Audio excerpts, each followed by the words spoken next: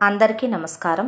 ఈరోజు మనం చెప్పుకోబోయే కథ బంగారు పంజరం. కథలోకి వెళ్ళబోయే ముందు మీరు కనుక మన ఛానల్ని ఫస్ట్ టైం చూస్తున్నట్లయితే తప్పకుండా మన ఛానల్ని లైక్ చేయండి, షేర్ చేయండి, సబ్స్క్రైబ్ చేయండి, బెల్ ఐకాన్ క్లిక్ చేసి ఆల్ అనే బటన్ ప్రెస్ చేయడం మర్చిపోకండి. కథని ఎక్కడ స్కిప్ చేయకుండా వినండి. మరి కథలోకి వెళ్ళిపోదామా? తెల్ల వారుతోన్న సమయం. ఊరంతా గాఢమైన నిద్రలో ఉన్నారు. టైం 2:30-3 మధ్యలో గడిచిపోతూ ఉన్న కాలం. ఒక్కసారిగా ఉన్నట్టుండి ఏదో పెద్ద బరువైన వస్తువేదో బావిలో పడినట్టు చాలా పెద్ద శబ్దం ధడేల్మని వచ్చింది. దాంతో జయంతి వాళ్ళ పెరటి పక్కనే ఉన్న ఇంటి వాళ్ళు ఉలిక్కిపడి నిద్ర లేచారు.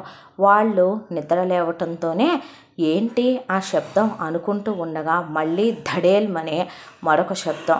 దాంతో గుండె జల్లుమన్న వాళ్ళు కాస్త కొంపతీసి దొంగలేమైనా వచ్చారా ఏంటి? అసలే పంటలు వచ్చిన సమయాలు, ఇళ్లల్లో డబ్బులవి బంగారాలవి పండక్కని తీసుకొచ్చి పెట్టుంచాం అనే దాంతో పల్లెటూరు కాబట్టి వామ్మో వాయ్యో అనుకుంటూ పెద్దగా అడిచి కేకలు పెట్టి ఒకళ్ళ తర్వాత ఒకళ్ళు ఒక అరగంట సమయంలోనే అలా 10 ఏళ్ల వాళ్ళు లైట్లు వేసేసి ఆ 10 ఏళ్ల వాళ్ళు కాస్త కేకలు పెట్టేసరికి ఒక 100 ఏళ్ల వాళ్ళు ఆ తర్వాత ఊరంతానే నిద్ర లేచిపోయింది ఆ అరుపులకే. దాంతో ఇక ఏమైందంటే ఈ పక్క నుంచే శబ్దం వచ్చింది, వీళ్ళ పెరట్ నుంచే వచ్చింది. అయితే ఇటువైపున గోడ ఉంది కాబట్టి మనకేమైందో తెలీదు, మనం చుట్టూ తిరిగే వెళ్ళాలి కదా, కాబట్టి వెళదాం పదమనమని ఊళ్ళో వాళ్ళంతా వచ్చేసరికి పెద్ద తాళాలు గేట్లకి వేసున్నాయి. అక్కడ బయట సెక్యూరిటీ అతను కూర్చుని ఉన్నాడు. మీ పెరట్లో నుంచి ఏంటో పెద్ద శబ్దం వచ్చిందయ్యా, కొంపతీసి దొంగలు పడ్డారో ఏమో, అయ్యగారిని లేపాలి, లేలే అన్నారు.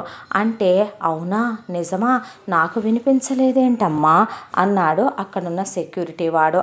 ఆ తర్వాత లోపలికి వెళ్ళి జనార్దన్ బాబు, అయ్యగారు ఏదో పెద్ద శబ్దం వచ్చిందండి మీ పెరట్లో నుండి, కొంపదీసి దొంగలేమో బాబు, మీరు కలిగినింటి వాళ్ళు లేవాలి బాబు అనేపాటికి ఇంట్లో ఉన్న జనార్దన్ అతనితో పాటు మరికొంతమంది పనివాళ్ళు కూడా లైట్లు వేసి నిద్ర లేచొచ్చి పెరట్లో లైట్లు ఆన్ చేసి ఆ పెరట్లోకి వెళ్ళేపాటికి ఊళ్ళో జనం అంతా అక్కడికి వెళ్ళారు.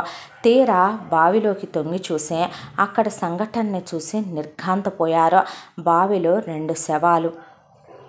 ఒకటి జయంతిది, మరొక శవం అదే ఇంట్లో పాలేరుగా పనిచేసే మూగా చెమిటి అయిన రంగయ్యదే. ఏమిటి వీళ్ళిద్దరి శవాలు బావిలో ఉన్నాయని ఊరంతా భయపడిపోయి ముందు శవాలను బయటికి తీయండ్రా అని అక్కడ వాళ్ళంతా కలిపి శవాలను బయటికి తీశారు. జనార్దన్ మొహంలో చెమట్లు పోసుకొచ్చేస్తున్నాయి. కంగారు, దిగులు, టెన్షను. జయంతి అనే కళ్ళల్లో నీళ్ళు. దాంతో వాళ్ళు బయటికి తీసేసరికి శవం చేతిలో ఒక చీటీ పెట్టి ఉంది, ఒక చిన్న కవర్లో. ఆ చీటీ ఏంటా అని అప్పటికే రాయి మీద నిలబడి ఉన్న ఆయన చేతికిచ్చారు ఊళ్ళో వాళ్ళు.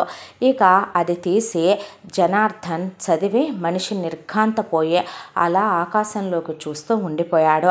ఏముందయ్యా ఆ ఉత్తరంలో? అమ్మాయి గారు ఎందుకు ఇలా ప్రాణం తీసుకోవాల్సి వచ్చింది?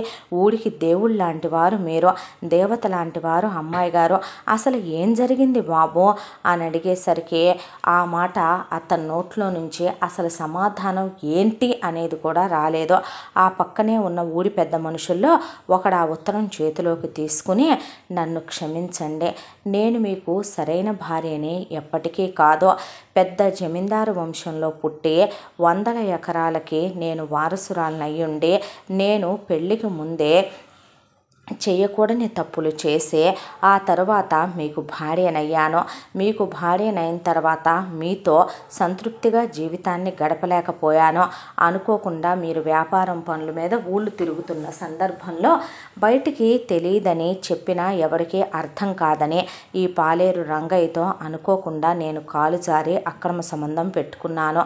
మొదటిసారి తప్పనిపించింది, కానీ పదే మీరందించలేని సుఖం అతను అందిస్తున్నప్పుడు నా నరనరాల్లో అతని కండలు తిరిగిన శరీరం, అతని మగతనం ముద్రించుకుపోయాయి. ఎందుకో అతని ముందు మీరు నాకు అంత మగాడిగా కనిపించలేదు. ఆ తర్వాత ఆ సంబంధాన్ని నేను అలాగే కొనసాగించుకుంటూ వచ్చాను. నా కడుపులో బిడ్డకి తండ్రి మీరు కాదు, రంగయ్యే. ఇదంతా బానే ఉంది. కొంతకాలంగా మీకు తెలియకుండా రహస్యంగా జరిగిపోతోంది. కానీ ఉన్నట్టుండే వాడు ఆస్తి మీద కన్నేశాడు. అక్కడికి చాలా డబ్బులు మీకు తెలియకుండా నగలు వాడికి ఇవ్వటం జరిగింది. వాడవన్నీ ఊర్లో ఉన్న వాళ్ళకి ఇచ్చుకుని తిరిగి వస్తూ ఉండేవాడు. కానీ వాడిగా మీ విషయం నా విషయం ఎలాగైనా సరే సైగల ద్వారానైనా తెలిసేలా చేస్తాను ప్రపంచానికి మీకు. అలా కాని పక్షంలో ఆస్తిలో మొత్తం వాడికే వాటా వచ్చేలాగా రాయమనమని నన్ను టార్చర్ పెట్టడం, కొట్టడం, తిట్టడం, ఎప్పుడు పడితే అప్పుడు వాడిని సుఖపెట్టమని పిలవటం మొదలుపెట్టాడు. ఇక ఆ నరకం భరించలేకపోయాను. చిన్న చిన్న గొడవలే చిలికి పెద్దయ్యాయి, గాలి వానలు అయిపోయినాయి. అక్కడికే నేను గర్భవతినయ్యాను. వాడి బిడ్డే నా కడుపులో పెరుగుతున్నాడు. అయినా నేను కడుపు తీయించుకోలేదు. వాణ్ణి మీ బిడ్డగానే పెంచాలనుకున్నాను. మీ పెంపకంలోనే వాణ్ణి ఉత్తముడుగా మీరైతే పెంచుతారనుకున్నాను. దాంతో నేను ఆ గర్భం కూడా తీయించుకోకుండా అలాగే ఉండి వాడి బిడ్డనే మోస్తూ మా ప్రేమకు గుర్తుగా కనాలనుకున్నా వాడి ఆస్తి మీద కన్నేసి చివరికి ఇంత దిగజారిపోయాడు. ఇక భరించలేకపోయాను. దాంతో అలాగని మీ పేరిట పెట్టాలనుకున్న ఆస్తిని వాడికి ఇచ్చి ఇప్పటికే మా బాబాయి నేను చేసిన తప్పు వల్ల ఊరొదిలి ప్యాలెస్ వదిలి వెళ్ళిపోయాడు. మళ్ళీ ఇంకొక తప్పు చేయకూడదనుకున్నాను. దాంతోనే వాడిని బ్రతిమిలాడాను. కానీ వాడస్సలు నా మాట వినిపించుకోలేదు సరికదా. పైగా నన్ను కొట్టి చేయి చేసుకొని ఊరందరికీ చెప్తానన్నాడు. ఇహ వాడుండటం కరెక్ట్ కాదనిపించింది. దీనికంతటికీ కారణం అసలు వాడే కాబట్టి ముందు వాణ్ణే నేను బావిలోకి తోసి చంపేశాను. ఆ తర్వాత వాడు చనిపోయిన తర్వాత నేను మాత్రం బ్రతికుండి ఏం చెయ్యాలి? భార్యగా మీ కళంకం తీసుకొచ్చాను. ఇప్పుడు వాడి శవం బయటపడితే పోలీసులు వచ్చి ఎంక్వైరీలు తీస్తే ఇదంతా నేనే చేశానని బయటపడకపోదు. నన్ను వివాహం చేసుకుని మీరు అనవసరంగా ఊరందరి చేత దేవుడని చేతులెత్తి మొక్కించుకుంటున్నారు. గుళ్ళో దేవుడికి సైతం ముందు మీరెళ్ళేంత వరకు పూజే మొదలుపెట్టరు మన ఊళ్ళో. అలాంటిది మీకు కళంకం తీసుకొచ్చి నేను అనవసరంగా ఎందుకు పాపం మూటగట్టుకోవటం అనిపించిందే. అందుకనే నేను కూడా వాడితోనే అన్నీ పంచుకున్నాను కాబట్టి చావును కూడా పంచుకునే వాడు లేని ఈ జీవితాన్ని నేను ఊహించుకోలేను. వాడు నన్ను ప్రేమించిందే అబద్ధం కావచ్చు. నేను వయసుకు వచ్చినప్పటి నుంచి వాడు నన్ను సుఖపెడుతున్న ఏ ప్రతి క్షణాన్ని నేను మర్చిపోలేను.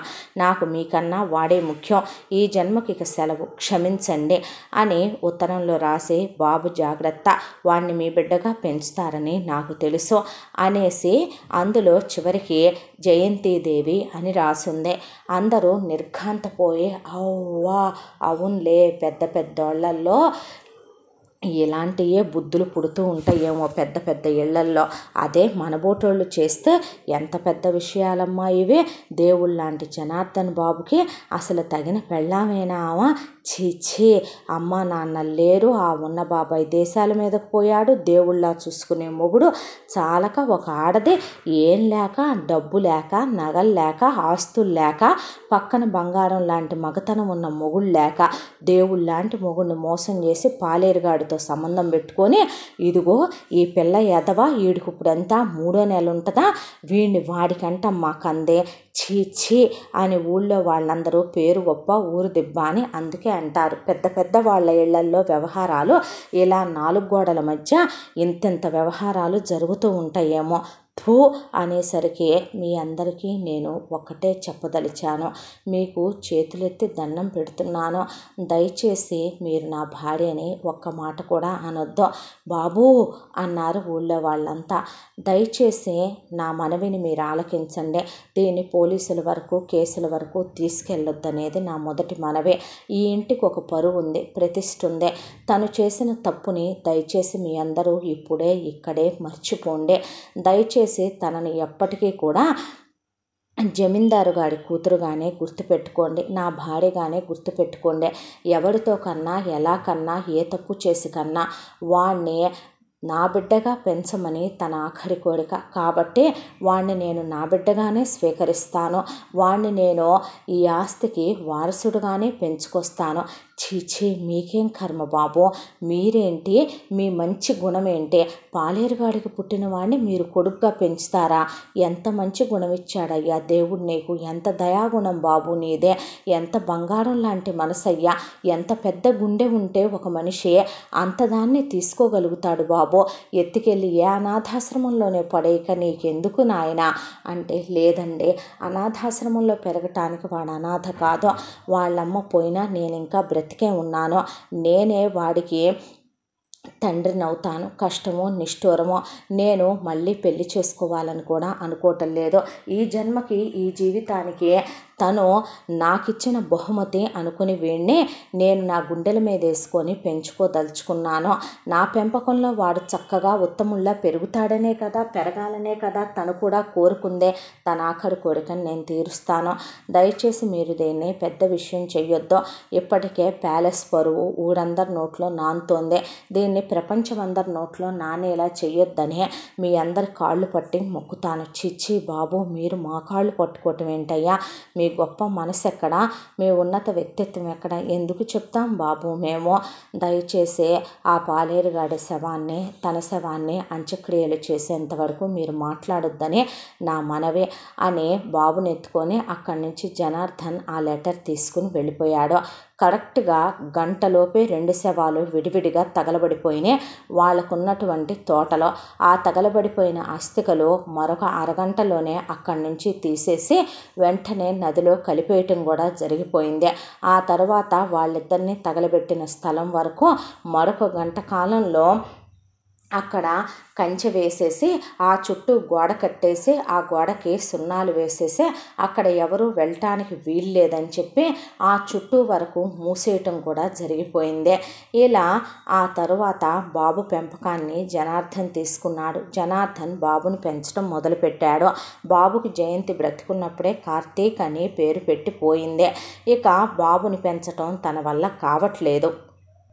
బాబుని చూడటానికి ఒక మంచి కేర్ టేకరు, ఆయా అమ్మ మనసుతో ఆదరించే వాళ్ళు కావాలని పేపర్లో ప్రకటన ఇచ్చారు.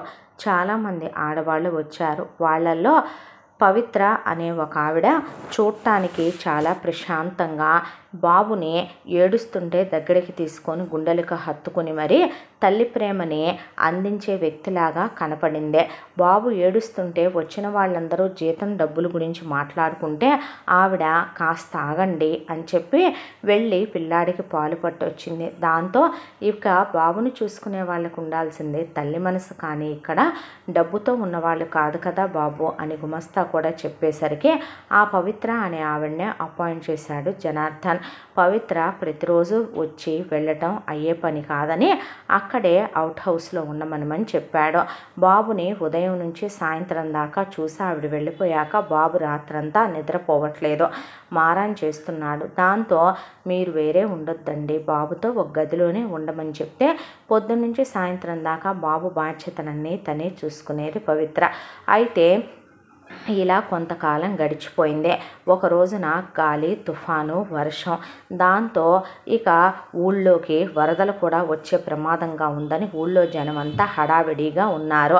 ఇక జనార్దన్ ఊళ్ళో వాళ్ళందరికీ జాగ్రత్తలు చెప్పి పంట పొలాలకి గండ్లు కొట్టించేసి నీళ్లని ఏట్లోకి మరల్చమని చెప్పి ఆ వర్షంలోనే తడిచిపోయి ఇంటికి వచ్చాడు.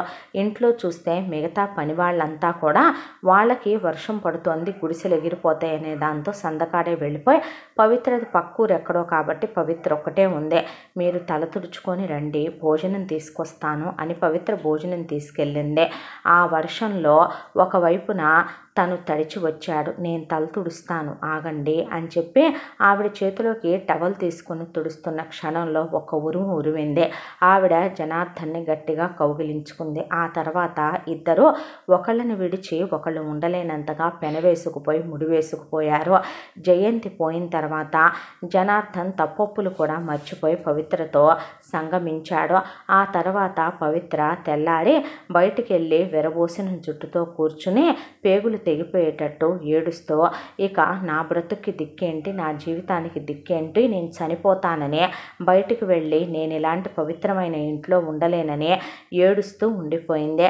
ఊళ్ళో వాళ్ళంతా అక్కడ ఫామ్ అయ్యారు. జనార్దన్ తప్పు నాదే, నువ్వెందుకు చనిపోవటం, ఇలాంటి పని చేసినందుకు అనుకోని సంఘటన జరిగిపోయింది రాత్రే. మనిద్దరి మధ్య తప్పు జరగటానికి నీదెంత తప్పు ఉందో నాది అంతే తప్పు. నేనే ఊరు విడిచి వెళ్ళిపోతానంటే దేవుళ్ళలాంటి మీరు దేవుడు గుడిని విడిచి వెళ్ళిపోయినట్టు మీరు ఊరు విడిచి వెళ్ళిపోతే మాకు మంచి చెడు ఎవరు చెప్తారు బాబు? ఆయన మీరు చేసిన దాంట్లో తప్పే ఉందే. ఎన్నోసార్లు మాలో ఎంతమంది మిమ్మల్ని మరొక పెళ్లి చేసుకోమన్నా మీరు ఏ ఆడదాన్ని చూసైనా చెలించారా? మరొక వివాహానికి అంగీకరించారా?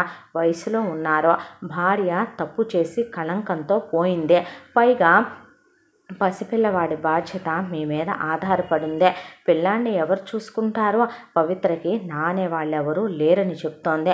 మీరు వివాహం చేసుకుంటే తప్పేంటి?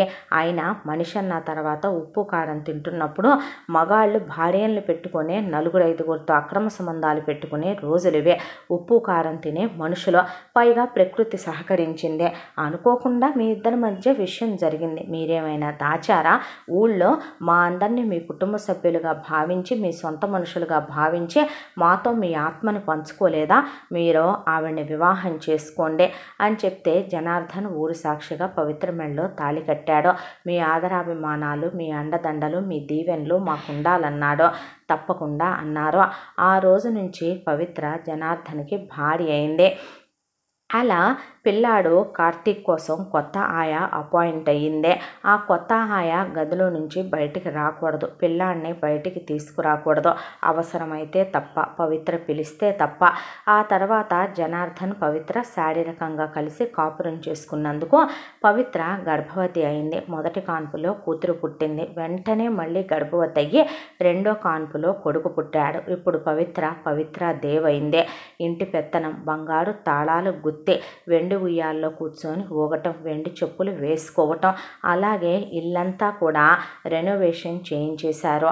ఇంటి నిండా పనివాళ్ల మీద అధార్టే అజమాయిషీలు చలాయిస్తూ ఇల్లంతా తిరుగుతూ జయంతి నగలు, తరతరాలుగా వస్తున్న జయంతి తల్లిగారు వాళ్ళకి 7 తరాల నాటి నగలు, పెద్ద పెద్ద అంచులుండేటటువంటి గద్వాల్, పోచంపల్లి, పుట్టపాక, ఇలా అనే కాదు 7 మగ్గాల మీద 14 మగ్గాల మీద స్పెషల్గా నేయించి మరీ తెప్పించిన బంగారు జరీ, వెండి జరీ చీరలు కట్టి, చీరల మీద ఒకవైపుకి షాల్ వేసి, మెళ్ళో పెద్ద పెద్ద డైమండ్ సెట్లు వేసి, కాళ్ళకు వెండి చెప్పులు వేసి, చేతుల నిండా డైమండ్ బ్యాంగిల్స్, చెవులకు డైమండ్ పోగులు ముడిపెట్టి, ముడికి డైమండ్ జడబెళ్ళ పెట్టి మేకప్ వేసుకుని తనకి స్పెషల్గా ఒక 4 పనివాళ్ళు, ఇక భర్తనే ఎప్పుడు చూసినా సరే ఆయనతో అలా భర్త ఇంటికి వచ్చి రాగానే కలిసే భోంచేస్తారిద్దరు.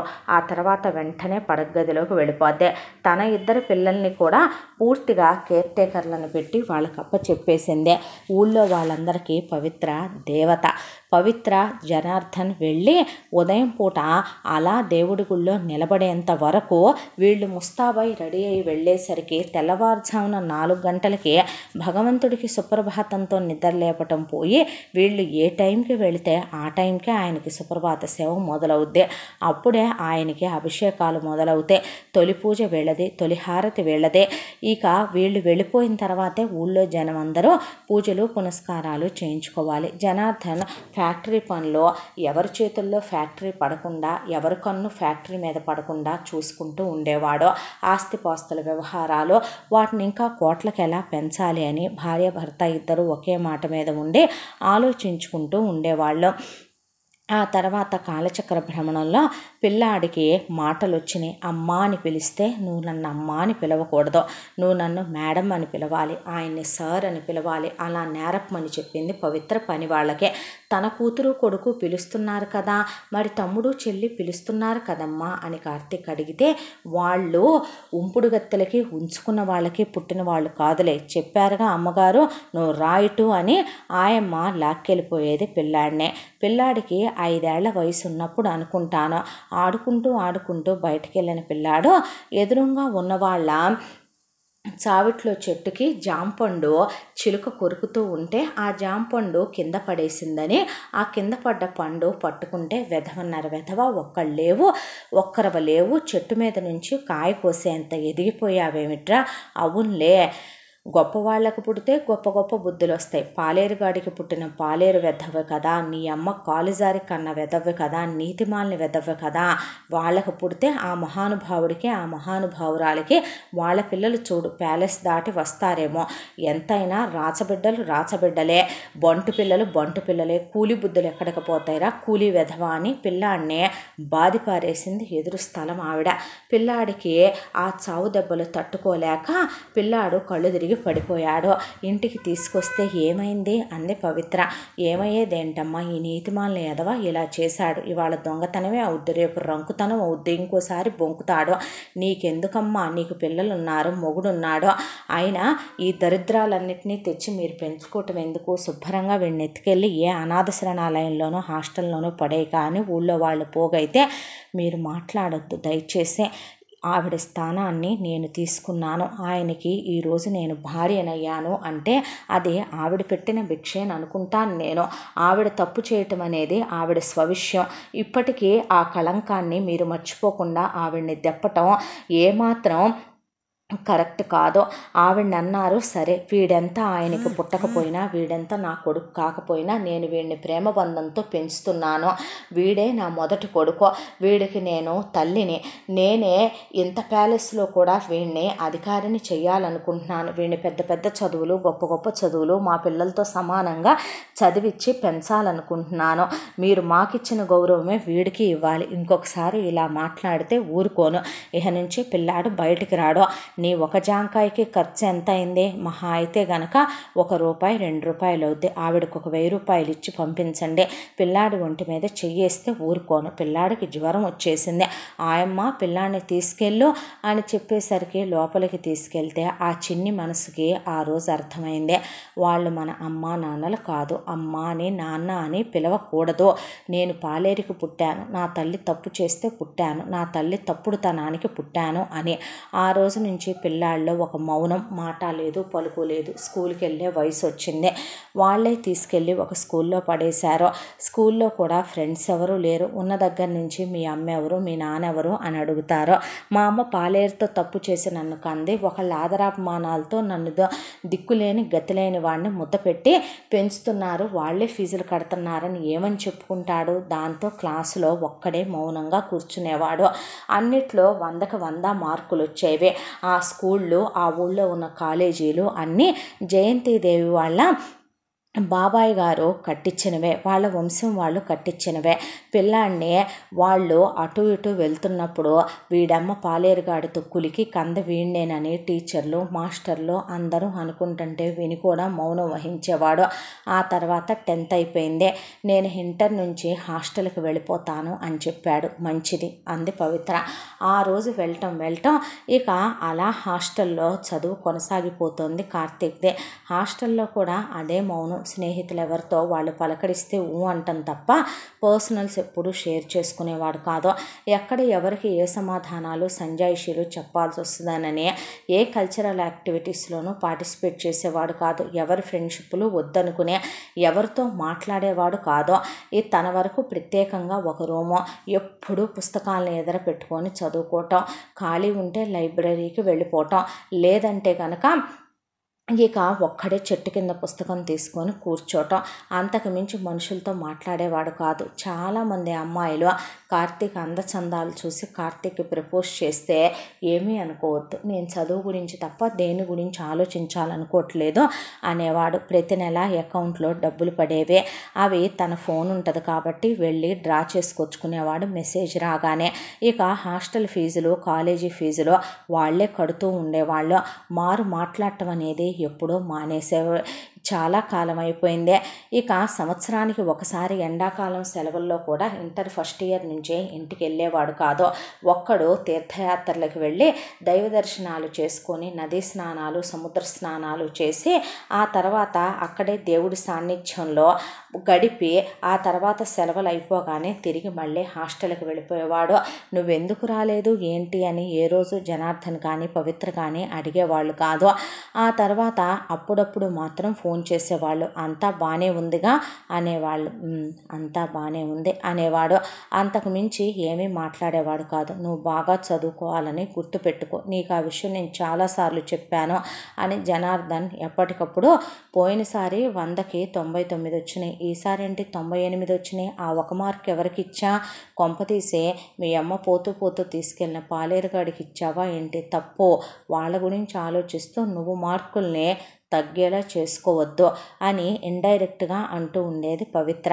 అన్నట్టుగా లేకుండా జనార్దన్ ఫోన్ చేసి పుస్తకాలు తెగ చదువుతున్నాను అని చెప్తావు, ఈసారి ఈ సబ్జెక్ట్ ఏంటి డౌన్ అయ్యావంట, డల్ అయ్యావంట అని అడుగుతూ ఉండేవాడు కార్తీక్ని. ఏమీ మాట్లాడేవాడు కాదు కార్తీక్. నెక్స్ట్ టైం అలా జరగదు అనేసి ఫోన్ పెట్టేసేవాడు. ఆ ఫోన్ కూడా ఎప్పుడో 5 నెలలకో 6 నెలలకో ఒకసారి వస్తుంది. వచ్చినప్పుడు ఇద్దరు మాట్లాడతారు.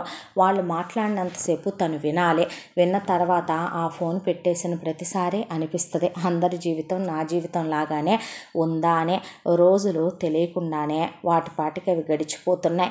జరిగిపోతున్న కాలాన్నే ఎవరు ఆపలేరు అని వాటి పని అవి చేసుకుంటూ వెళ్ళిపోతున్నాయి రోజులు. ఈ ఇన్ని సంవత్సరాల కాలంలో పవిత్రకి ఆ ఇంట్లో ప్రవేశించిన తర్వాత కార్తీక్ కన్నా సంవత్సరం చిన్నదైన కూతురు పేరు శైలజ అని పెట్టింది. ఆ తర్వాత 2 సంవత్సరాలు చిన్నవాడైన కొడుకు పేరు వాసు వర్మ అని పెట్టారు. ఇక కార్తీక్ హాస్టల్కి వెళ్ళాడే తప్ప తన పిల్లలిద్దరిని మాత్రం ఏ రోజు హాస్టల్లో అనే దాని పేరు ఊసు కూడా ఎత్తనివ్వలేదు ఈ ఇంతకాలంలో పవిత్ర. పిల్లలిద్దరూ ఎక్కడైనా పద్ధతిగా పెరగటం చూసుంటాం, కానీ విచ్చలవిడితనం కూడా ఇంత అసహ్యంగా ఉంటుందా అనేంత జుగుప్స కలిగే విధంగా పవిత్ర మాత్రమే పెంచగలిగిందే. చిన్నప్పుడంతా కేర్ టేకర్లు, ఆయాలు, డబ్బుంది, కోట్లున్నాయి, జల్సాలు, ఆనందాలు, అవి ఎక్కడి నుంచి ఎక్కడి దాకా వచ్చాయంటే పొట్ట పొడిస్తే అక్షరం రాకపోయినా కూతురికి కొడుక్కి స్కూళ్ళు కాలేజీలు జయంతి వాళ్ళవే కాబట్టి అక్కడికి టీచర్లను పిలిపించి లెక్చరర్లను పిలిపించి డబ్బు కట్టలు పడేసి వాళ్ళు వచ్చినట్టుగా హాజరు వేసుకోమని వాళ్ళకి మార్కులు 100కి 100 వేయమనమని అలా 10th వరకు, ఆ తర్వాత కాలేజీలకు వెళితే అక్కడ వరకు కూడా అలా వేయించుకొస్తూ డబ్బులు పెట్టి ఎవరినైనా కొనేయచ్చు అనే దాంతో కొనేస్తూ వెళ్ళిపోయింది పవిత్ర. ఇక కూతురు కొడుకు విషయానికి వస్తే కూతురు ఎక్కడైనా వేసలు సైతం ఒక రోజులో ఎంతమంది మగాళ్ళతో మాత్రమే వాళ్ళు వృత్తిని చెయ్యాలి అనుకుంటారేమో, అలా కాకుండా రోజుకి తనకి ఎంతమంది మగవాళ్ళు నచ్చితే అంతమందితో, ఒకడితో క్లబ్బులో, ఒకడితో పబ్బులో, ఒకడితో సినిమా, ఇక బెడ్రూమ్కి అయితే లెక్కలేనంత మంది మగాళ్ళు ఎంతమంది అయినా రావచ్చు, ఎలాగైనా సుఖపడవచ్చు, వెళ్ళొచ్చు.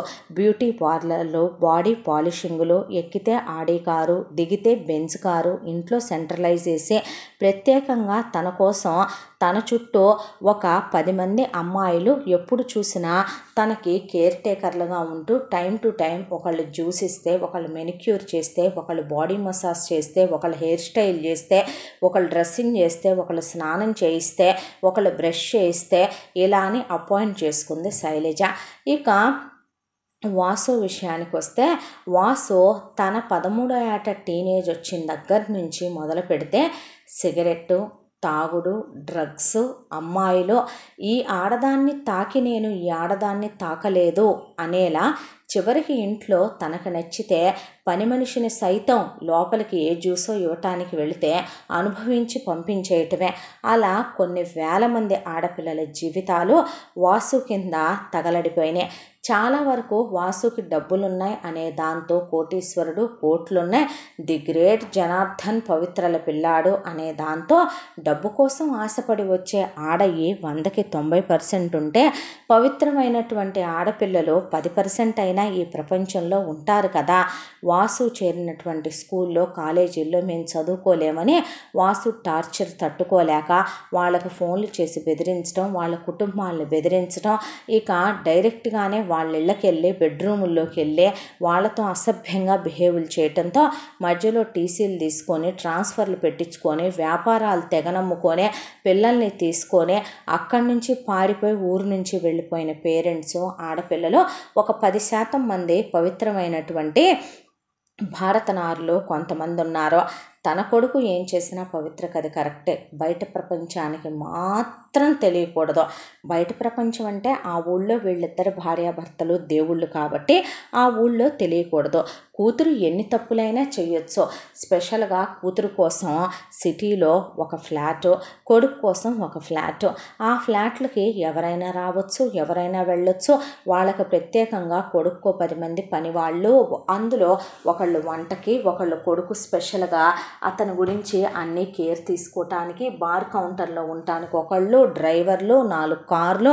దానికి తోడు కూతురికి ఎలాగైతే స్పెషల్గా ఒక టీం ఉందో కొడుకు వరకు కొడుక్కి కూడా అమ్మాయిలే ఒక 10 మంది ఉంటారు. వాళ్ళల్లో ఒకళ్ళు అలా హెయిర్ స్పా చేస్తూ ఉంటే, ఒకళ్ళు కొడుక్కి పెడిక్యూరు, ఒకళ్ళు మెనిక్యూరు, ఒకళ్ళు బాడీ మసాజు, ఒకళ్ళు అలా కొడుక్కి తాగిస్తూ ఉంటే, ఒకళ్ళు స్మోక్ చేయటానికి సిగరెట్ నోటికి అందిస్తూ ఉంటే, ఇలా అపాయింట్ చేసింది పవిత్ర. ఇక వాళ్ళ ఇష్టం. డబ్బుల విషయానికి వస్తే కోట్ల రూపాయలైనా సరే అలా వాళ్ళకి ఎంతంటే అంత వెళ్ళిపోతాయి. ఎందుకు ఏంటి అని అడగరు. కానీ కార్తీక్ విషయంలో మాత్రం నెలకింతే. కరెక్ట్గా ఒక సగటు అబ్బాయి చదువుకుంటుంటే ఎంత ఖర్చు అవుతాయో అంత మాత్రమే కార్తీక్కి వెళతాయి. ఇలా రోజులు గడిచిపోతూ ఉండగా వీళ్ళు చెప్పిన ప్రకారమే కార్తీక్ది ఇంజనీరింగ్ కంప్లీట్ అయింది. ఆ తర్వాత MBA కంప్లీట్ అయింది.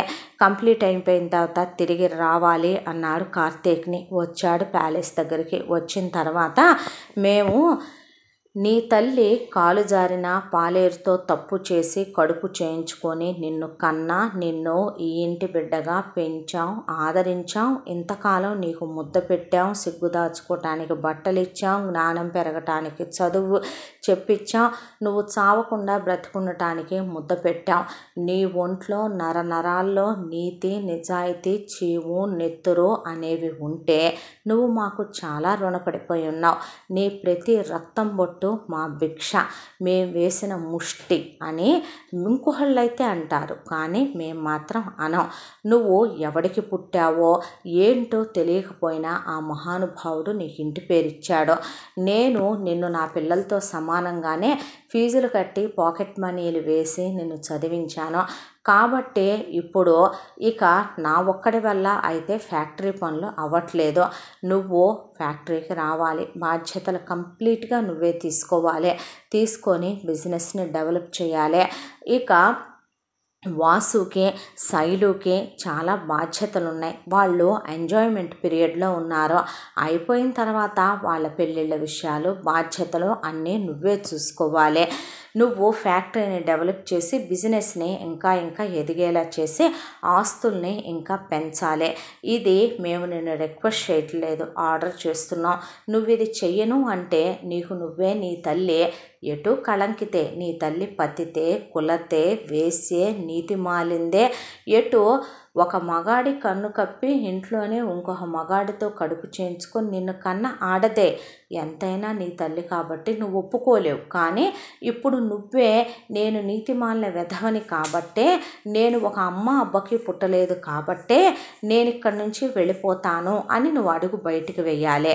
ఏమంటావు? చీము, నెత్తురు, రోషం, పౌరుషం ఉన్నాయి అనుకుంటున్నా. నీకు ఉప్పు కారం తింటున్నావుగా, వయసుకు వచ్చావు, జ్ఞానం బాగానే వస్తుంది, బుద్ధి బాగానే పనిచేస్తుంది అంది పవిత్ర. నేను రేపటి నుంచే ఫ్యాక్టరీకి వస్తాను అని ఫ్యాక్టరీకి బయలుదేరిపోయాడు కార్తీక్. అప్పటి వరకు కార్తీక్ అనుకున్న కళ ఒకటే, MBA కంప్లీట్ చేసుకుని ఏదో ఒక ఉద్యోగం చూసుకుని ఇక్కడి నుంచి దూరంగా వెళ్ళిపోయి ఆ తర్వాత అలా ఇంకా ఇంకా దూరం వెళ్ళిపోతూ ఏ ఆన్సైటో వస్తే దేశమే వదిలి వెళ్ళిపోవాలనుకున్నాడు. కానీ ఇప్పుడు ఇక్కడ గ్రిడ్లాక్ అయిపోవాల్సి వచ్చింది. తనకు నచ్చినా నచ్చకపోయినా ఇప్పుడు తను రెస్పాన్సిబిలిటీస్ తీసుకోవాలి. వాటిని బాధ్యతలుగా తన కర్తవ్యంగా తను పాటించి తీరాలి.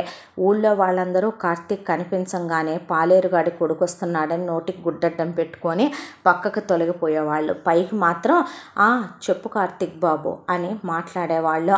ఆఫీసులో ఇక తనదే బాధ్యత అంతా, తనే మొత్తం చూసుకోవాలి. ఉదయం లేచిన దగ్గర నుంచి సాయంత్రం వరకు ఒక్క క్షణం తీరిక లేని పనిలో. ఉదయం 8 గంటలకి తన ఆఫీస్కి వెళ్ళిపోతాడు. తిరిగి రాత్రి 11, 12 ఇంటికి చేరుకుంటాడు. డైనింగ్ టేబుల్ మీద అందరూ తినగా మిగిలినవి పడేసి ఉంటాయి. తనే స్నానం చేసి వచ్చి వడ్డించుకొని తినేసి తన గదిలోకి వెళ్ళి పడుకుంటాడు. ఇంట్లో ఉంటే ఆ 4 గోడలు ఆ సమాధిలో ఉన్నట్టు ఒక శవంలాగా ఆ ఇంట్లో ఉండాలి. ఎవరితో మాట్లాడటానికి లేదు. ఎవరూ తనతో మాట్లాడరు, పలకరించరు. కానీ తన మనసు బాధపడే విధంగా, తన మనసు ముక్కలు ముక్కలు అయిపోయే విధంగా జనార్దన్ అది అలా ఎందుకు చేసావు, ఇది ఎలా ఎందుకు చేసావు, ఇది ఎలా చేయాల్సిందే, అది అలా చేయాల్సిందే, వ్యాపారాల్లో న్యాయాలు ఆలోచించుకోవటం ఏంటి, మనం ఒకళ్ళని తొక్కుకుంటూ పైకి రావాలే తప్ప అడుక్కుని ఎప్పుడూ పైకి రాకూడదు, న్యాయంగా ధర్మంగా వెళ్ళాలనుకుంటే బ్రతుకులు పాలేరుగాళ్ళ దాకా వెళతాయని ఏదో ఒకటి పద్దాకా పోల్చి మాట్లాడుతూనే ఉంటారు. ఇక తనకి అవసరం అనుకున్న విషయాల్లో తప్ప అనవసరమైన విషయాల్లో కార్తీక్ ఎప్పుడూ కలగజేసుకోడు. ఇంట్లో ఉన్న పవిత్ర పిల్లలు ఇద్దరు కార్తీక్ని ఎప్పుడూ అన్నలాగా భావించి వాళ్ళు ఏ రోజు మాట్లాడరు. వాళ్ళతో తను మాట్లాడడు. ఉదయం పూట తనేమి ఇంట్లో టిఫిన్ చేయడు, ఇంట్లో భోజనము చేయడు. ఆఫీసులో ప్రతి నెల నువ్వేమి మాకు ఊరికినే చెయ్యొద్దు, మేమేదో పెంచాం, మా దయాభిక్ష మీద పెరిగావని నువ్వు మాకు ఊరికినే చేయాల్సిన అవసరం లేదు, నీకు ఖర్చులుంటాయి, ప్రతి నెల నీకు జీతం వస్తుందని అతను చేసే పనికి నెలకు 10 లక్షలు ఇచ్చినా తక్కువే. ప్రతి నెల ఇంత అమౌంట్ అని అతని అకౌంట్లో పడుద్ది. అందులో నుంచే టిఫిను, అందులో నుంచే తన లంచ్ ఖర్చుల వరకు, తన బట్టల ఖర్చులు, వాటికి వీటికి అందులో నుంచే తీసుకొని వాడుకుంటాడు కార్తీక్ ఎండి కాబట్టి కారులో వెళ్ళాలి. తనే సెల్ఫ్ డ్రైవ్ చేసుకుంటూ వెళతాడు. ఏ డ్రైవర్లని తనతో తీసుకెళ్ళడు. ఆఫీసులో వాళ్ళతో చాలా స్ట్రిక్ట్గా ఉంటాడు కార్తీక్. అలా స్ట్రిక్ట్గా ఉండటం వల్ల వాళ్ళకి అది నచ్చకపోవటం వల్ల అతని ముందు ఓకే సార్, అలాగే సార్ అని వంగి దండాలు పెట్టి బయటకు వచ్చి వీడమ్మ వీడిని పాలేరుగాడికి కంద కాబట్టి ఇలాంటి బుద్ధలో. అదే సార్ వాళ్ళ అబ్బాయి ఎప్పుడన్నా వస్తే అసలు ఎంత మెస్మరైజింగ్గా మాట్లాడతాడో, ఎంత క్లోజ్గా ఉంటాడో, ఎంతైనా సరే వాళ్ళు వాళ్ళ స్థాయికి హోదాకి తగినట్టే ఉంటారని అనుకునే ప్రతి మాట తన చెవిని పడ్డా తనేమీ మాట్లాడో.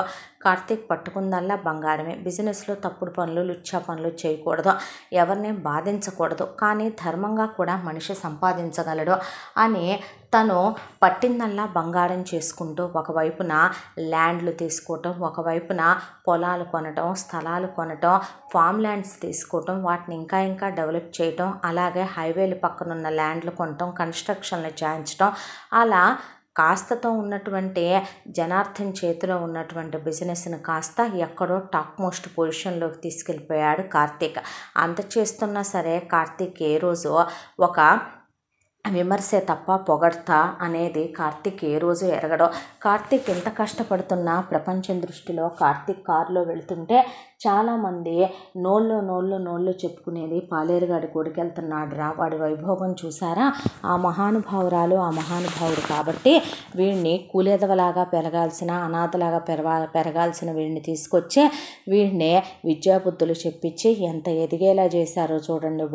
వాడి సూటు బూటు, వాడి ఫార్మల్స్, వాడు వేసుకెళ్ళే కారు, వాడి షూసు, వాడి హంగామా, వాడి కూలింగ్ గ్లాసులు, వాడి ఆఫీస్కి ఎండి అయిపోయి వాడి ఇష్టం, వాడి పెత్తనం, వాడి ఇష్టం వచ్చినట్టు చేస్తుంటే ఎవరెంత అధికారాలు, ఎవరెంత పెత్తనాలు ఇస్తారో. ఆవిడ దేవత లాంటిది కాబట్టి పవిత్రమ్మ, మహానుభావుడు గొప్ప వ్యక్తి కాబట్టి, దేవుళ్ళు లాంటోడు కాబట్టి జనార్దన్ బాబు వీడికి ఎంత కాళ్ళు ఇచ్చారో. వాళ్ళ పిల్లలనైనా ఇక్కడికి వస్తే కనీసం వాళ్ళ అమ్మాయి కాళ్ళ గిలకలైనా కనపడకుండా బట్టలు కట్టుకుంటుంది.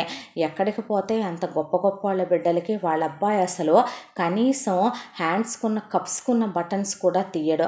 ఎంత సింపుల్గా, ఎంత నార్మల్ బట్టలు వేసి ఎంత సామాన్యుల్లాగా పెంచుతారో. ఏమన్నా అహంకారం ఉందా? పెద్ద చోట్ల చదువుకున్నా, ఈ పెద్ద మార్కులు వస్తున్నా సరే అంత గర్వం లేదు. ఎంత ఒబ్బిడి, ఎంత ఒద్దిక, ఎంత సాంప్రదాయాలు సంస్కృతుల మీద ఎంత విలువ, ఎంత గౌరవం. అమ్మమ్మమ్మమ్మమ్మ అలా ఉండాలేమో, ఎక్కడికి పోతే పాలేరుగాడికి పుట్టిన పాలేరుగాడి కొడుక్కి పాలేరుగాడి బుద్ధులు రాక ఎవరు బుద్ధులు వస్తాయని అనుకునే ప్రతి మాట కార్తీక్కి తెలుసు.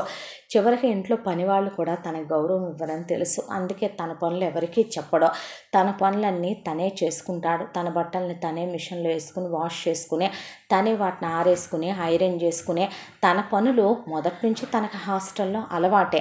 అలాగే ఇక్కడ కూడా తనే చేసుకుంటాడు తప్ప భోజనం పెట్టమని మంచినీళ్ళు ఇమ్మనమని కూడా ఎవరిని పిలిచే అలవాటు కార్తీక్ లేదు. కానీ కార్తీక్ ఎంత చేసినా జనార్దన్ కుళ్ళ పొడిచిస్తూనే ఉంటాడు మాటలతో. ఇంకా ది బెస్ట్ రాలేదు అంటూనే ఉంటుంది పవిత్ర.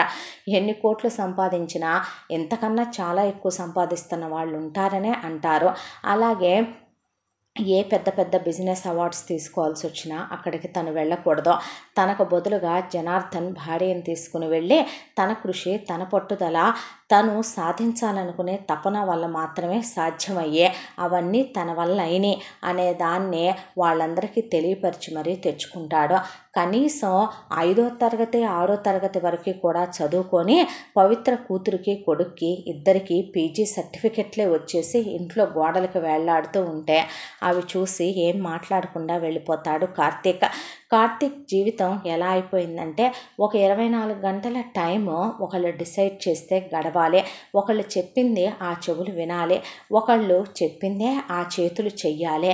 చెవులుండి చెమిటివాడిలా, కళ్ళుండి గుడ్డివాడిలా, నోరుండి మూగవాడిలా అన్ని నరాలు పనిచేస్తున్నా చచ్చుపడిపోయినట్టుగా బ్రతికైపోయిందే. నిజమే, ఒకళ్ళ దయాభిక్షల మీద బ్రతకాల్సిన కర్మ తన తల్లి తప్పు చేయబట్టేనేమో కదూ తనకొచ్చిందే. లేదు అంటే కనుక తనకి వాళ్ళ ఈ కర్మ ఈ గతే రాకపోనేమో కదో అని ఎన్నోసార్లు తనకి తనే బాధపడి దిగులతో ఆ కళ్ళల్లో నీళ్ళు అలా కారిపోతాయి.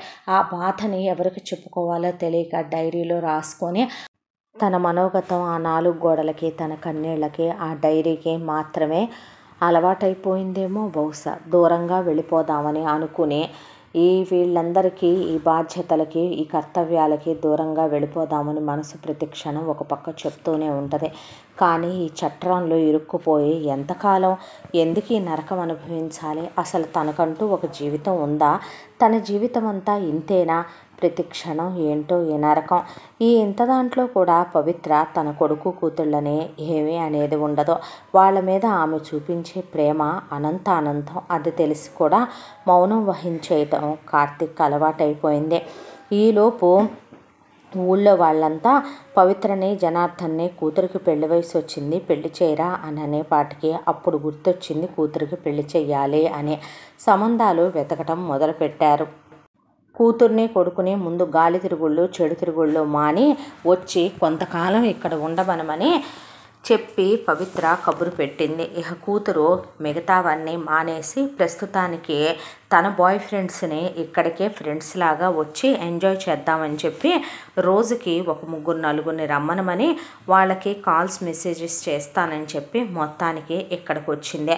ఇక్కడికి వచ్చిన తర్వాత చుడీదార్లు వేసుకోవాలి, ఒళ్ళంతా కనపడిన బట్టలు వేసుకోవాలి. ఇక్కడ పవిత్రాదేవి జనార్దన్ కూతురుగా ఉండాలి. తను వాసు అయినా ఇక్కడికి వస్తే అలాగే ఉండాలి. అమ్మాయిలందరినీ కూడా షిఫ్ట్ల వైజ్గా రమ్మనమని, ఒకేసారి రావద్దని స్నేహితురాలుగా రమ్మనమని నేనే మెసేజ్ కాల్స్ చేస్తానని చెప్పొచ్చాడు వాసు కూడా. వీళ్ళిద్దరూ ఇక్కడికి వచ్చిన తర్వాత సంబంధాలు వెతుకుతున్న ఒక వ్యక్తి మొత్తానికి సంబంధం తీసుకొని వచ్చాడు. డీటెయిల్స్ ఏంటి అని పవిత్ర, జనార్దన్ అక్కడ కూర్చున్నారు. అమ్మా, దైవం మానవ రూపంలో ఉంటే ఎలా ఉంటుందో తెలుసా మీకు అన్నాడు ఆ పెళ్ళిళ్ళ బ్రోకరు. పెద్ద పరిచయం లేదులే, నువ్వు ఎక్స్ప్లెయిన్ చేయి విందాం అన్నాడు జనార్దన్. అంటే అదే చెప్తున్నాను సార్, అబ్బాయి పేరు శ్రీకర్ ప్రసాద్, అబ్బాయి డాక్టర్. అమెరికాలో డాక్టర్ అయిన తర్వాత 2 సంవత్సరాలు వర్క్ చేసి ఇండియాకు వచ్చాడు. ఆగర్భ శ్రీమంతుల కొడుకు, ఒక్కగానొక్క కొడుకు. అమ్మాయికి ఏ పోరు లేదండి. అత్తగారు దేవతలాంటి మనిషి, నోట్లో నుంచి మాట రాదు. అబ్బాయి వాళ్ళ నాన్నగారు చాలా పెద్ద బిజినెస్ మ్యాగ్నెట్. వాళ్ళు పావల కట్న కానుకలు అక్కర్లేదన్నారు. ఒకవేళ పెళ్లి కూతురికి వాళ్ళ పుట్టింటి వాళ్ళు పెట్టాలనుకున్నా సరే అది కూడా వాళ్ళమ్మాయికి మీ ఇష్టమైతే మీరు పెట్టుకోండి అని మేమనాల్సిన అవసరం కూడా లేదు. ఎందుకంటే పెళ్ళైన తర్వాత ఇంకా తను వాళ్ళ అమ్మాయి కాదు కదా అన్నారు వాళ్ళ నాన్నగారు. కాబట్టి కట్న కానుకల ప్రసక్తే లేదు. పెళ్ళి ఒక్కటి మాత్రమే వాళ్ళే పెట్టుకొని చేసుకుంటామన్నారు. అది కూడా చేయక్కర్లేదన్నారు. కాకపోతే సంస్కారం, సాంప్రదాయం, విలువలు, పవిత్రత ఉన్నటువంటి అమ్మాయిని చేసుకోవాలి, మంచి పిల్లని చేసుకోవాలి అనేది శ్రీకర్ ప్రసాద్ వాళ్ళ నాన్నగారి కోరిక. అబ్బాయి గురించి చెప్పు అంది పవిత్ర. అబ్బాయి గురించి ఏమని చెప్పాలండి? వస్తూనే వాళ్ళ నాన్నగారు చాలా పెద్ద మల్టీ సూపర్ స్పెషాలిటీ హాస్పిటల్ కట్టించారు. అబ్బాయి హార్ట్ డాక్టరు. ఎంతోమందికి వారంలో 3 రోజుల పాటు ఫ్రీ ఆపరేషన్ చేస్తాడు. ఇక మిగతా 4 రోజుల పాటు అబ్బాయి డబ్బుల కోసం వర్క్ చేస్తాడు. దానికి తోడు అక్కడ చాలామందికి ఎంతోమందికి సహాయాలు అందిస్తూ ఉంటాడు. బయటికి వెళ్ళి ఆర్ఫన్స్లో అలాగే ఎంతోమంది పేదవాళ్ళకి, దిక్కులేని వాళ్ళకి లెక్కలేనన్ని సహాయాలు చేస్తాడు. చెప్పానుగా దైవం మానవ రూపేణ అని. చాలా గొప్ప వ్యక్తి. అబ్బాయికి ఇంతవరకు ఒక్క లవ్ అఫైర్ కూడా లేదు. అసలు నిజానికి పాపం అంత తీరిక టైము కూడా లేదు. చిన్నప్పటి నుంచి ఎండి అయ్యేంత వరకు చదువులతోనే సరిపోయింది. ఆ తర్వాత స్పెషలైజేషన్స్, మళ్ళీ సంఘసేవ, ఇదే సరిపోద్ది. ఏ కాస్త టైం ఉన్నా కూడా ప్రజల కోసమే టైం కేటాయించే వ్యక్తి. అతనే రాజకీయాల్లోకి వెళితే యునానిమస్గా ఆ మినిస్టర్ ఈ మినిస్టర్ కాదు, హెల్త్ మినిస్టరే అయిపోతాడు. అంతమంది చేతులెత్తి దండం పెడతారంటే నమ్ముతారా మీరు?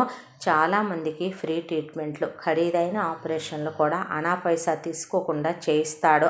చాలా గొప్ప వ్యక్తి అండి. అలాంటి అబ్బాయి అల్లుడు కావటం ఏ జన్మలోనూ చేసుకున్న పుణ్యం. ఇంతకీ ఏం వ్యాపారాలు ఉన్నాయి వాళ్ళకి? ఇది ఉన్నా ఇది లేదు అనేది లేదండి. టెక్స్టైల్ బిజినెస్ దగ్గర మొదలు పెడితే అన్ని రకాల వ్యాపారాలు ఉన్నాయి వాళ్ళకే. చెప్పాను కదా వాళ్ళు ఆగర్భ శ్రీమంతులు అని. ఓకే బాగానే ఉంది సంబంధం. అయితే నచ్చాల్సిందే మీకు వాళ్ళు కాదండి, వాళ్ళకి మీరు అన్నాడు పెళ్ళిళ్ళ పేరయ్య. వాట్ యు మీన్ అన్నాడు జనార్దన్. ఎస్, ఆయనకి నచ్చితే, వాళ్ళ అబ్బాయికి నచ్చితే వాడి భార్య గారిది ఏమీ లేదండి. ముందు నచ్చాల్సింది ఆ ఇంటి పెద్ద ఆయనకి అని చెప్పిన తర్వాత ఈ ఊరు తీసుకొస్తే మా గురించి తెలిస్తే వాళ్ళు ఒప్పుకుంటారులే, కానీ నువ్వు ముందు రమ్మనమను, వచ్చి అమ్మాయిని చూసుకొని వెళ్ళమని చెప్పింది పవిత్ర.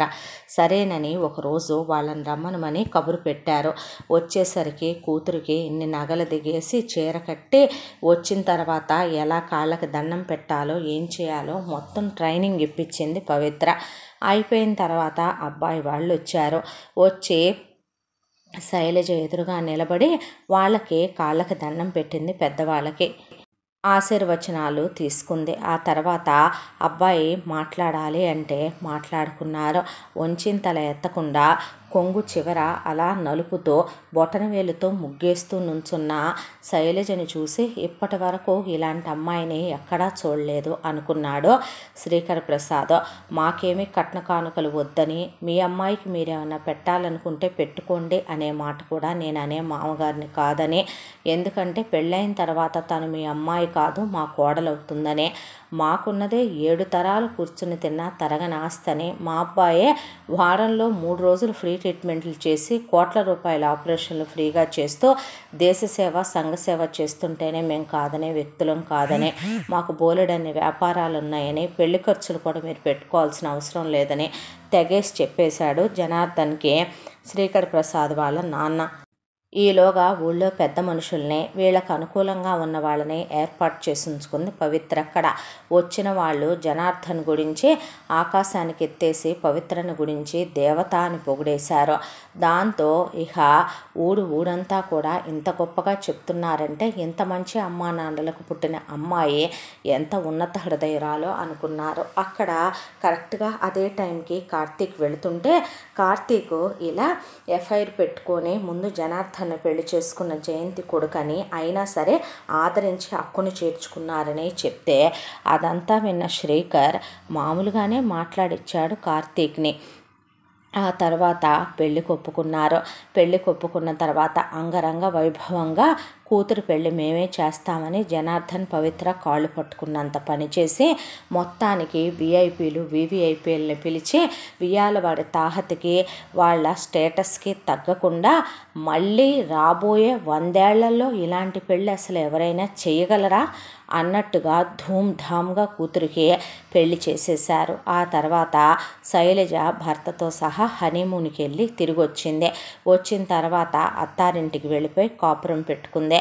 అత్తారు వాళ్ళు ఎటు కూడా శ్రీకర్ ఉండేది వేరే ఊళ్ళోనే కాబట్టి హాస్పిటల్, అక్కడ వేరు కాపురం పెట్టుకోవడానికి విల్లా కొనిచ్చేశారు శ్రీకర్కి. శ్రీకర్ అలా శైలజని తీసుకొని వెళ్ళిపోయి కాపురం పెట్టుకొని తన హాస్పిటల్, తన సేవా కార్యక్రమాలు, తన భార్యతో హ్యాపీ లైఫ్ అంటూ ఇలాంటి అమ్మాయి దొరకటం తనే జన్మలోనే చేసుకున్న అదృష్టం. బహుశా తను ఎవరిని ప్రేమించకపోవటం వల్ల, తన జీవితంలో ఇంతకుముందు ఏ ఆడవాళ్ళు లేకపోవటం వల్ల, అంత మంచి అమ్మా నాన్నలకు పుట్టడం వల్ల శైలజ చాలా మంచిది అనేది శ్రీకర్ ఉద్దేశం. ఒకసారి పండగకు వచ్చినప్పుడు అనుకోకుండా శ్రీకర్ కార్తీక్తో మాట్లాడుతుంటే అల్లుడు గారు రండి భోంచేద్దురు కానీ అని బంగారు పళ్ళాలు డిన్నర్ సెట్లు పెట్టి ప్లాస్టిక్ ప్లేట్లో కార్తీక్కి భోజనం లోపలికి పంపిస్తోంది పవిత్ర. అదంతా చూస్తూనే ఉన్నాడు శ్రీకర్. చూస్తుంటే ఇక వాసు కోసం అమ్మాయిలు రావటం, వాసు వాళ్ళతో కలిసి ఎంజాయ్ చేయటం, గదిలోనే వాళ్ళతో కలిసి పెద్ద పెద్ద అరుపులు కేకలు ఇవన్నీ విన్న తర్వాత వెళ్తూ మీతో ఒక మాట చెప్పాలనుంది అత్తయ్య గారు. అమ్మ తప్పు చేసిందని కొడుకుని ఆదరించి పెంచుతున్నాను అని మీరు మామయ్య గారు బయట ప్రపంచంలో చాలామందికి ఆదర్శంగా నిలబడ్డ వ్యక్తులు. కానీ ఇంట్లో మీకు పుట్టినటువంటి కొడుకు మడి పరమ గాలి వెధవల పరమ పోరంబోకుల పోకిరిలా తయారవుతున్నాడనే విషయం మీరు చూసుకోవటం మర్చిపోయినట్టున్నారు.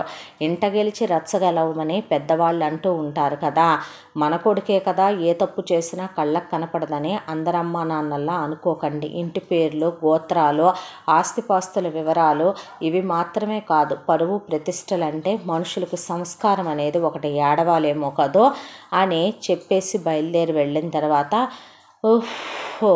సోది, వీడు అల్లుడు కాబట్టి వెనక తప్పదేమో, ఎదవ సోది అనుకొని మొగుడు పెళ్ళాం మేము చూసుకుంటాంలే బాబు, మీరు అమ్మాయి సంతోషంగా ఉండండి, ఇవన్నీ మీకెందుకు బాబు అని చెప్పి నైస్గా పంపించేశారు కూతుర్ని అల్లుడిని. ఇక్కడ కథ ఇలా జరుగుతుండగా కథకి మరొక వైపున ఒక అమ్మ నాన్న. అమ్మ పేరు సరోజ, నాన్న పేరు నారాయణ. నారాయణ ఒక గవర్నమెంట్ ఉద్యోగస్తుడు. ఏదో కాస్త కోట్ల రూపాయల ఆస్తులు లేకపోయినా కాస్త తినటానికి ఉండటానికి అయితే ఒకళ్ళ దగ్గర చేయి చాచనంత, ఆయన ఫ్యామిలీ సెటిల్ అయ్యేంత అయితే ఆయనకి బాగానే ఉన్నాయి. ఇక సరోజ విషయానికి వస్తే భర్త చెప్పిన ఏది కాదనే ఇల్లాలు కాదు. వీళ్ళకి ముగ్గురు కూతుళ్ళు కూడా. కథకి ఒకవైపున ఇలా జరుగుతూ ఉంటే కథకి మరొక వైపున తండ్రి పేరు నారాయణ, తల్లి పేరు సరోజ. ఈ దంపతులకి 4 కూతుళ్ళు. చిన్నప్పటి నుంచి ఆడపిల్లలే అయినప్పటికీ పిల్లలకి హద్దులు పెట్టి పిల్లల్ని ఆంక్షలతో, అలాగే విలువ, గౌరవం, సంస్కారం, సాంప్రదాయం అని పిల్లల్ని వాళ్ళు చెప్పిన చదివే చదివించి వాళ్ళకి నచ్చిన బట్టలే ఒళ్ళంతా కనపడకుండా కట్టించి ఎవరి ముందు తలెత్తకుండా పెంచి కుటుంబం, గౌరవం, విలువలు అని పిల్లల్ని ఒక పద్ధతిలో పెంచుకొచ్చేశారు నారాయణ సరోజ దంపతులు. సరోజ భర్త చాటు భార్య. ఎప్పుడూ భర్తకి ఎదురు చెప్పటం కాదు, పెద్దగా మాట్లాడటమే, భర్త ముందు నవ్వటమే తప్పు అనుకునే ఇల్లాలామె. ఇక 4 కూతుళ్ళని కూడా అత్తారింటికి వెళ్తే పూజా పునస్కారాలు, వంట వార్పులు, పెద్దలకు మర్యాద చేయటం, అత్తమామలను గౌరవించటం, భర్త చెప్పిన చెప్పు చేతల్లో ఉండటం అని ఇలా కూతుళ్ళు వయసుకు వచ్చిన దగ్గర నుంచి వాళ్ళకి ఇంటర్మీడియట్లు అయిపోయేలోపే మొత్తం అన్నీ నేర్పించేసింది సరోజ. కుట్లు, అల్లికలు, మిషన్లు కుట్టడాలు, మగ్గం వర్కులు చేయటాలు, ఒకటొచ్చు ఒకటి రాదు అనకుండా సంగీతం, అలాగే వీళ్ళకి భరతనాట్యాలు, కూచిపూళ్ళు ఇవన్నీ నేర్పించేశారు. అయిపోయిన తర్వాత ఇక పిల్లల విషయానికి వస్తే మూడవ అమ్మాయికి నాలుగవ అమ్మాయికి ఒకళ్ళకి నారాయణ చెల్లెలు కొడుకు, ఒకళ్ళకి సరోజ తమ్ముడు కొడుకు, బావలు వరుసకి పెళ్ళిళ్ళ కోసం రెడీగానే ఉన్నారు. రెండో అమ్మాయికి ఎవరూ వరుసకి లేరు. పెద్దమ్మాయి కమలికి కూడా ఎవరూ లేరు. ఇక పెద్దమ్మాయికి రెండో అమ్మాయికి మాత్రమే బయట సంబంధాలు వెతకాలి. పెద్దమ్మాయిది ఉమెన్స్ కాలేజీలోనే పీజీ వరకు కమలి చదువు కంప్లీట్ అయిపోయింది. నలుగురు ఆడపిల్లలు ఉమెన్స్ కాలేజీలో మాత్రమే చదువుకోవాలనేది, కోయెడ్లో వేయకూడదనేది నారాయణ పట్టుదల. నలుగురు పిల్లల్ని కూడా ఆయనే డ్రాప్ చేసి పిక్ చేసుకుని తీసుకొస్తూ ఉంటాడు. ఇక పిల్లలు వంచిన తల ఎత్తకూడదు. ఇంట్లో కూడా వాళ్ళు లాంగ్ డ్రెస్సులు మాత్రమే, లంగా ఓణీలు మాత్రమే, చీరలు మాత్రమే ధరించాలి. నారాయణది గవర్నమెంట్ ఉద్యోగం. నీతి నియమాలు కల వ్యక్తి. లంచాలు అవి తినే వ్యక్తి కూడా కాదు. పెద్దలిచ్చినటువంటి ఆస్తిపాస్తుల్నే వృధా చేయకుండా వాటినే ఏ రోజో అమ్మి పడేస్తే ఆడపిల్లల పేరు మీద తలా ఒక 25 లక్షలు ఆ రోజుల్లో ఫిక్స్డ్ చేసేసాడు ఆయన. నేను రిటైర్ అయితే వచ్చే డబ్బు, పెన్షను, ఉన్న సొంతిల్లు నాకు నా భార్యకి సరిపోద్ది, తన ఒంటి మీద నగలు తనకి సరిపోతాయని నలుగురు కూతుళ్ళకి తలా ఒక 50 కాసులు బంగారం చొప్పున చేయించుకొచ్చి ఒక్కొక్కళ్ళకి ఒక్కొక్క ల్యాండ్ కొని వాళ్ళ పేరు మీద పెట్టేసి ఉంచాడు ఎప్పుడో నారాయణ. ఇక పెళ్లి కొడుకుని వెతకటమే ఫైనల్ అనుకుంటూ ఉండగా మొత్తానికి ఒక అబ్బాయిని పెళ్లి సంబంధం చూసి పెళ్లి వాళ్ళని రమ్మనమని చెప్పాడు. పెళ్లి వాళ్ళకి అమ్మాయి నచ్చటం కాదు, అమ్మాయికి పెళ్లి వాళ్ళు నచ్చటము కాదు. ముందు నారాయణకి నచ్చాలి. వచ్చిన వాళ్ళు నారాయణకి నచ్చారు. ఇక ఆ తర్వాత పెళ్లి ఫిక్స్ చేసుకున్నారు. ఎంగేజ్మెంట్ కంప్లీట్ అయిపోయింది. ఎంగేజ్మెంట్ కంప్లీట్ అయిపోయిన తర్వాత నారాయణ కూతుళ్ళు నలుగురు చాలా అందగత్తెలని అందరిలో చాలా పేరు. అమ్మాయిల మొహం చూపించడమే చాలా అరుదు. మీ ఆడపిల్లల మొహం చూస్తే చాలు సిరి కొట్టాడుద్దంటే పొంగిపోతారు సరోజ నారాయణ దంపతులు. పెద్దమ్మాయి అత్తగారు వాళ్ళు నారాయణ ఇస్తానన్న కట్న కానుకలు భేషుగ్గా తీసుకుంటామన్నారు. ఇక దానికి తోడు పెళ్ళి చాలా గ్రాండ్గా ఒక పెద్ద ఆడిటోరియం లాంటి దాంట్లో చేయమనమని అడిగింది పెళ్లి కొడుకు తల్లే. అదేంటమ్మా, కావాలంటే మా పొలం ఉంది, పొలంలో చేద్దాం. వద్దండి. పోనీ మా ఊరి గుళ్ళో చేద్దాం. వద్దండి. పోనీ కళ్యాణ మండపంలో చేద్దాం. వద్దండి అని ఒక పెద్ద రిసార్ట్ లాంటిది తనే సజెస్ట్ చేసి అందులోనే పెళ్లి చేయమనమని అడిగింది. సరే, ఆడపిల్లల దగ్గరకు వచ్చిన తర్వాత ఖర్చు గురించి ఆలోచించేదేముంది, ఇల్లు కట్టి చూడు, పెళ్లి చేసి చూడు అని పెద్దవాళ్ళు అందుకేగా అంటారు. అబ్బాయి మంచోడు, సంబంధం పోగొట్టుకుంటామా ఏంటి, రేపు పెళ్ళైపోతే అమ్మాయి వెళ్ళి ఫారెన్లో ఉంటుంది, సుఖపడుద్ది అనే దాంతో నారాయణ కూడా సరేనన్నాడు. ఇక పెళ్లి ఏర్పాట్లు మొదలైపోయి పెళ్లి రోజు రానే వచ్చింది.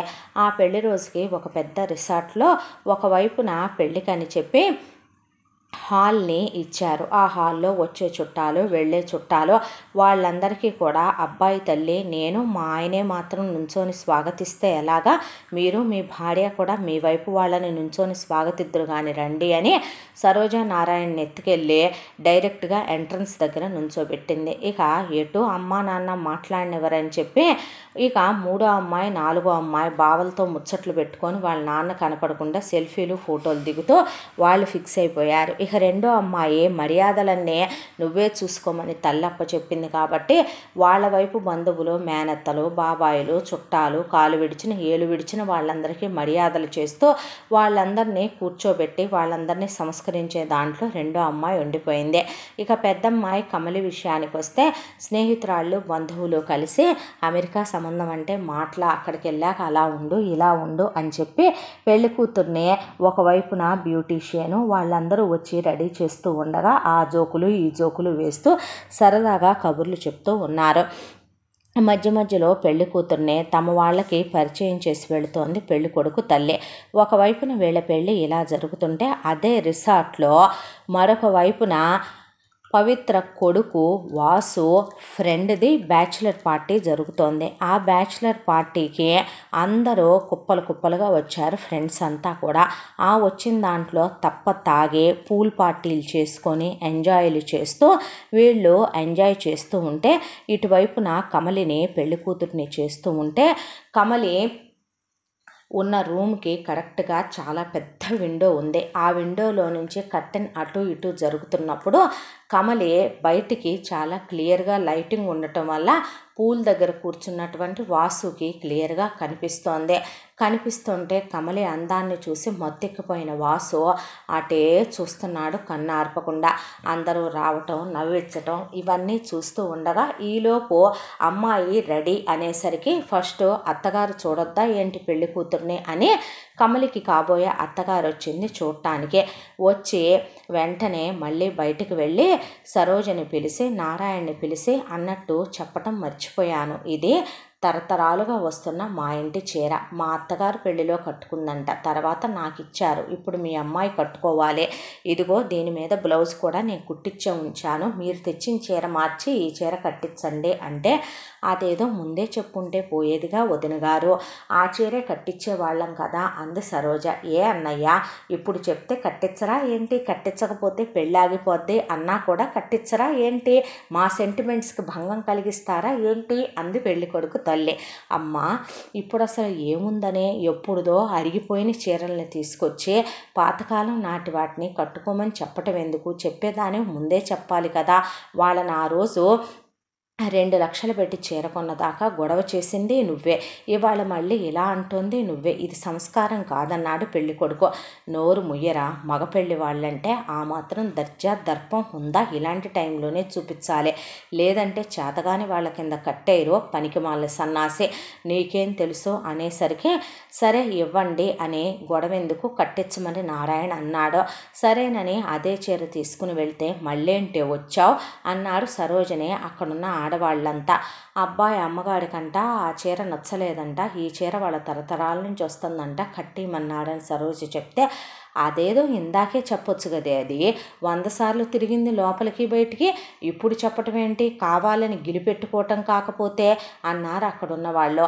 సరే సరే పెళ్ళికి టైం అయింది, వరపూజ కూడా మొదలైంది, మీ అందరినీ ఆయన రమ్మనమంటున్నారు, మీరు పదండే, ఇదిగో అమ్మ బ్యూటీ పార్లర్ అమ్మాయి నువ్వు కొద్దిగా ఈ చీర మార్చు తల్లి, వాళ్ళు ఇచ్చిన చీరంతా కట్టమ్మా, అమ్మా నాకు నీరసం వస్తుందమ్మా, ఎన్నిసార్లమ్మా, చేసేదేముంది పెళ్ళిళ్ళంటే ఇలాగే ఉంటాయి మరి అని కానివ్వండి అని సరోజ అక్కడున్న చుట్టాలంతా బయటికి వెళ్ళిపోయారు. బ్యూటీ పార్లర్ అమ్మాయి రండి మేడం పర్వాలేదులేండి, ఇలాంటివన్నీ ఒక్కోసారి అవుతూనే ఉంటాయని చెప్పి ముందు మీరు బ్లౌజ్ వేసుకొని పెట్టికోట్ మార్చుకోండి మేడం గారు, తర్వాత నేను శారీ కడతానని పక్కకు నిలబడింది. ఆడవాళ్లే కాబట్టి అసలు కిటికీ తెరిచున్న విషయం కానీ ఆ కిటికీకి వేసున్న పల్చటి కర్టెన్స్లో నుంచి మనుషులు బయటికి కనపడతారు, గాలికి ఆ కర్టెన్స్ లేస్తున్నాయని కానీ తెలియని కమలి అక్కడే బట్టలు మార్చుకుంది. కమలిని చూస్తున్నటువంటి వాసుకి ఇక మత్తెక్కిపోయి ఆడగాలి తగిలి తగిలి తగిలి తగిలి ఉన్న శరీరం కాబట్టి పిచ్చెక్కిపోయి ఎలాగైనా కమలిని అనుభవించాలని వెర్రెక్కిపోయాడు పశువులాగా. దాంతో అదే విషయాన్ని ఒక ప్లాన్ గీసి తన ఫ్రెండ్స్కి చెప్తే వర్కౌట్ అవుద్దంటావారా అంటే అవ్వాలి, దాన్ని అనుభవించిన బ్రతుకు ఎందుకా అనిపిస్తోంది, నీకు లొంగుద్దంటావా, అందుకే మీరు నేను చెప్పినట్టు చెయ్యండిరా అని చెప్పాడు వాసు. ఒకవైపున కమలిని ఆశ తీరా ఆ బట్టలు మార్చేంత వరకు తన అందచందాలని చూసి ఈలోపు పెళ్ళికి బంధుమిత్ర సపరివార సమేతంగా అందరూ ఆహ్వానితులే అంటారు కాబట్టి వెళ్ళి పెళ్లి వాళ్ళల్లో కలిసిపోయి కూర్చున్నాడు. కూర్చుని అంతా అక్కడిది గమనిస్తూ ఫ్రెండ్స్ని ఒక ఇద్దరిని అక్కడ కలిసిపోమ్మన్నాడు. కలిసిపోమ్మనమని కొందరిని కరెక్ట్గా మెయిన్ దగ్గర ఉండమనమని చెప్పాడు. వరపూజ మొదలైంది. ఆ వరపూజ మొదలైన తర్వాత ఇక ఇటువైపున అమ్మాయిని తీసుకురండి అమ్మా అని తీసుకురమ్మనమని తెరచాల జీలకర్ర బెల్లాలు అయిపోయిన తర్వాత తలంబ్రాల బట్టలు మార్చుకోమనమని అత్తగారు వాళ్ళు పెట్టిన తర్వాత అబ్బాయిని అమ్మాయిని చెరుకు గదిలోకి పంపిస్తే ఫ్రెండ్స్కి ఒక్క మిస్డ్ కాల్ ఇచ్చాడు వాసు, అంతే. ఫ్రెండ్స్ మేము రెడీ అన్నారు. అనేసరికి ఈలోపు పెళ్లి కొడుకు తల్లి మళ్ళీ గొడవకు దిగింది నారాయణతో. ఏమైందమ్మా అని అడిగితే భోజనాల దగ్గర మా వాళ్ళకి 2-3 స్వీట్లు అడిగితే రెండోసారి మూడోసారి అడిగితే వడ్డించట్లేదంట మీ వాళ్ళు, ఈ పెళ్ళి క్యాన్సిల్ చేసేస్తే మాకే గోలా ఉండదు, ఇంకేముంది మేము అంత గొప్పోళ్ళం ఇంత గొప్పోళ్ళం అని చెప్పుకున్నారు అనేసరికి ఇప్పుడు ఎందుకమ్మా మీరు పెట్టమన్నంతా పెడతారులే అని మాట్లాడుతూ ఉండగా అక్కడేదో గొడవ అవుతుందని అనేసరికి అందరూ ఫంక్షన్ హాల్లో నుంచి సగం మంది ఆ భోజనాల దగ్గరికి వెళ్ళారు. పెళ్లి కూతుర్ని చూస్తుండమనమని బ్యూటీ పార్లర్ అమ్మాయికి అప్పచెప్పేసి అక్కడి నుంచి ఒక్కొక్కళ్ళుగా పెళ్లి కూతురు గది కూడా ఖాళీ చేశారు. అయితే అక్కడే ఉన్న బ్యూటీ పార్లర్ అమ్మాయి మేడం నేను ఇప్పుడే వస్తానని ఎంతూజియాజంతో ఆ అమ్మాయి కూడా బయటికి వెళ్ళిపోయింది. సరేనని నగలవి సరిచేసుకుంటూ అలా కూర్చుంది కమలి మిర్రర్కి ఎదురుగా. ఇదే అదననుకున్న బాసు మరొక మిస్డ్ కాల్ ఇచ్చాడు. అంతే, మొత్తం ఫీజులు పీకేసేపాటికి అక్కడ ఉన్నటువంటి ఫంక్షన్ హాల్లో పవర్ లేచిపోయింది. పవర్ లేచిపోయేసరికి లోపలికి వచ్చిన వాసు ఎవరు నువ్వు అని అంటూ ఫోన్ వెతుకుతూ ఉండేసరికి కమలిని గట్టిగా పట్టుకొని బలంగా గుంజుకున్నసరికి ఇక తన చేతికి తోచినట్టు కొట్టి నోటితో అనరాని బూతు మాటలు, చెవులతో వినరాని మాటలు మాట్లాడి మంచం మీద పడేసి ఆమె అలివి కాకపోతుంటే తల మీద తన ఉంగరంతో కొట్టి నోరు గట్టిగా అరవకుండా మూసేసి పశువులాగా ఆ అమ్మాయిని మానభంగం చేసి అనుభవించి అక్కడి నుంచి వెళ్ళిపోతుంటే గట్టిగా పట్టుకుంటే చేతికి ఒక చిన్న బ్రేస్లెట్ లాంటిది దొరికింది కమలికి. అక్కడి నుంచి ఏమీ ఎరగనట్టుగా వెళ్ళిపోయాడు. ఆ తర్వాత ఒకవైపున ఫంక్షన్ హాల్ వాళ్ళు వచ్చి గొడవలయ్యి ఆ తర్వాత వాళ్ళు మళ్ళీ ఫీజులు వేయించి ఇదంతా అయ్యేపాటికి సరే ముహూర్తం టైం కూడా దాటిపోయింది. అయినా సరే పెళ్లి కూతుర్ని తీసుకొచ్చి పెళ్లి జరిపించాలి కదా, మరొక ముహూర్తం మంచిగా చూడమంటే పెళ్ళిళ్ళ పేరే వెంటనే అరగంటలోనే చేసేయాలని చెప్పేపాటికి వెళ్ళి పిల్లని తీసుకొద్దామని సరోజ వెళ్ళిందల్లా బట్టలు చిరిగిపోయి ఒళ్ళంతా దెబ్బలతో అసలు ఆ ఆకారం చూసి ఏమైందమ్మా అని లోపలికి వచ్చి తలుపేసి కూర్చుండిపోయేపాటికి కమలి జరిగిందంతా చెప్పేపాటికి ఏడుపు ఒకటే తక్కువ. ఎంతసేపని తలుపులు మూసు కూర్చోగలరో, వచ్చే వాళ్ళంతా పెళ్లి కూతురును బయటికి తీసుకురారా అని పెళ్లి కొడుకు తల్లి అంటుంటే తలుపు తీసి జరిగిన విషయం చెప్తే అందరూ షాక్ అయిపోయారు. అక్కడ షాక్ అయిపోతే పెళ్లి కొడుకు పర్వాలేదు, నేను తనని వివాహం చేసుకుంటాను, ఈ తప్పు జరగటానికి కారణం బుద్ధి జ్ఞానం లేని మా అమ్మే దీనికి కారణం, నేనేం చేశానురా, నోరు ముయ్యమ్మా చాలే కానీ కడుపుకు అన్నం తింటున్నావా, కంపలెమ్మటి గడ్డి తింటున్నావా, అసలు నేను అమెరికా నుంచి వచ్చిన దగ్గర నుంచి చూస్తున్నా, మగపెళ్ళి వాళ్ళం అంటావు, హంగామాలు అంటావు, ఆర్భాటాలు అంటావు, పెత్తనాలు అంటావు, నీ బొందంటావు, తీసుకొచ్చి అడ్డమైన సలహాలు ఇస్తే అవన్నీ విని ఫస్ట్ శారీ దగ్గర మొదలుపెట్టావు, ఒక గొడవ అయిపోయిందే. ఫంక్షన్ హాల్లో చేస్తామన్నారు కాదన్నావు, గుళ్ళో చేస్తామన్నారు కాదన్నావు, పొలంలో చేస్తామన్నారు కాదన్నావు, వాళ్ళకి కలిసి వచ్చిన కళ్యాణ మండపంలో చేస్తానన్నారు కాదన్నావు, నువ్వు పందెం పెట్టుకున్నావు. ఎవరో బుద్ధి గడ్డి తిన్న నీ ఫ్రెండ్ చెప్పిందని చెప్పి బుద్ధి లేని ఎవరెవరో నీకు ఉచిత సలహాలు ఇచ్చారని చెప్పి పని పాట లేకుండా ఈ రిసార్ట్లో పెళ్లి చేయమన్నావు. ఎవడు పడితే వాడు రావచ్చు పెళ్ళిళ్ళకే, ఎవడో వచ్చాడు అదను చూసుకున్నాడు, లోపలికి వచ్చాడు, తన జీవితాన్ని నాశనం చేసి బయటికి వెళ్ళిపోయాడు. ఇప్పుడు ఈ తప్పుకు కారణం ఎవరో, మనమా లేకపోతే ఇంకెవరైనా? అదే ఓపెన్ ప్లేస్లో చేసుంటే గనక నలుగురం తిరుగుతూ ఉండేవాళ్ళం.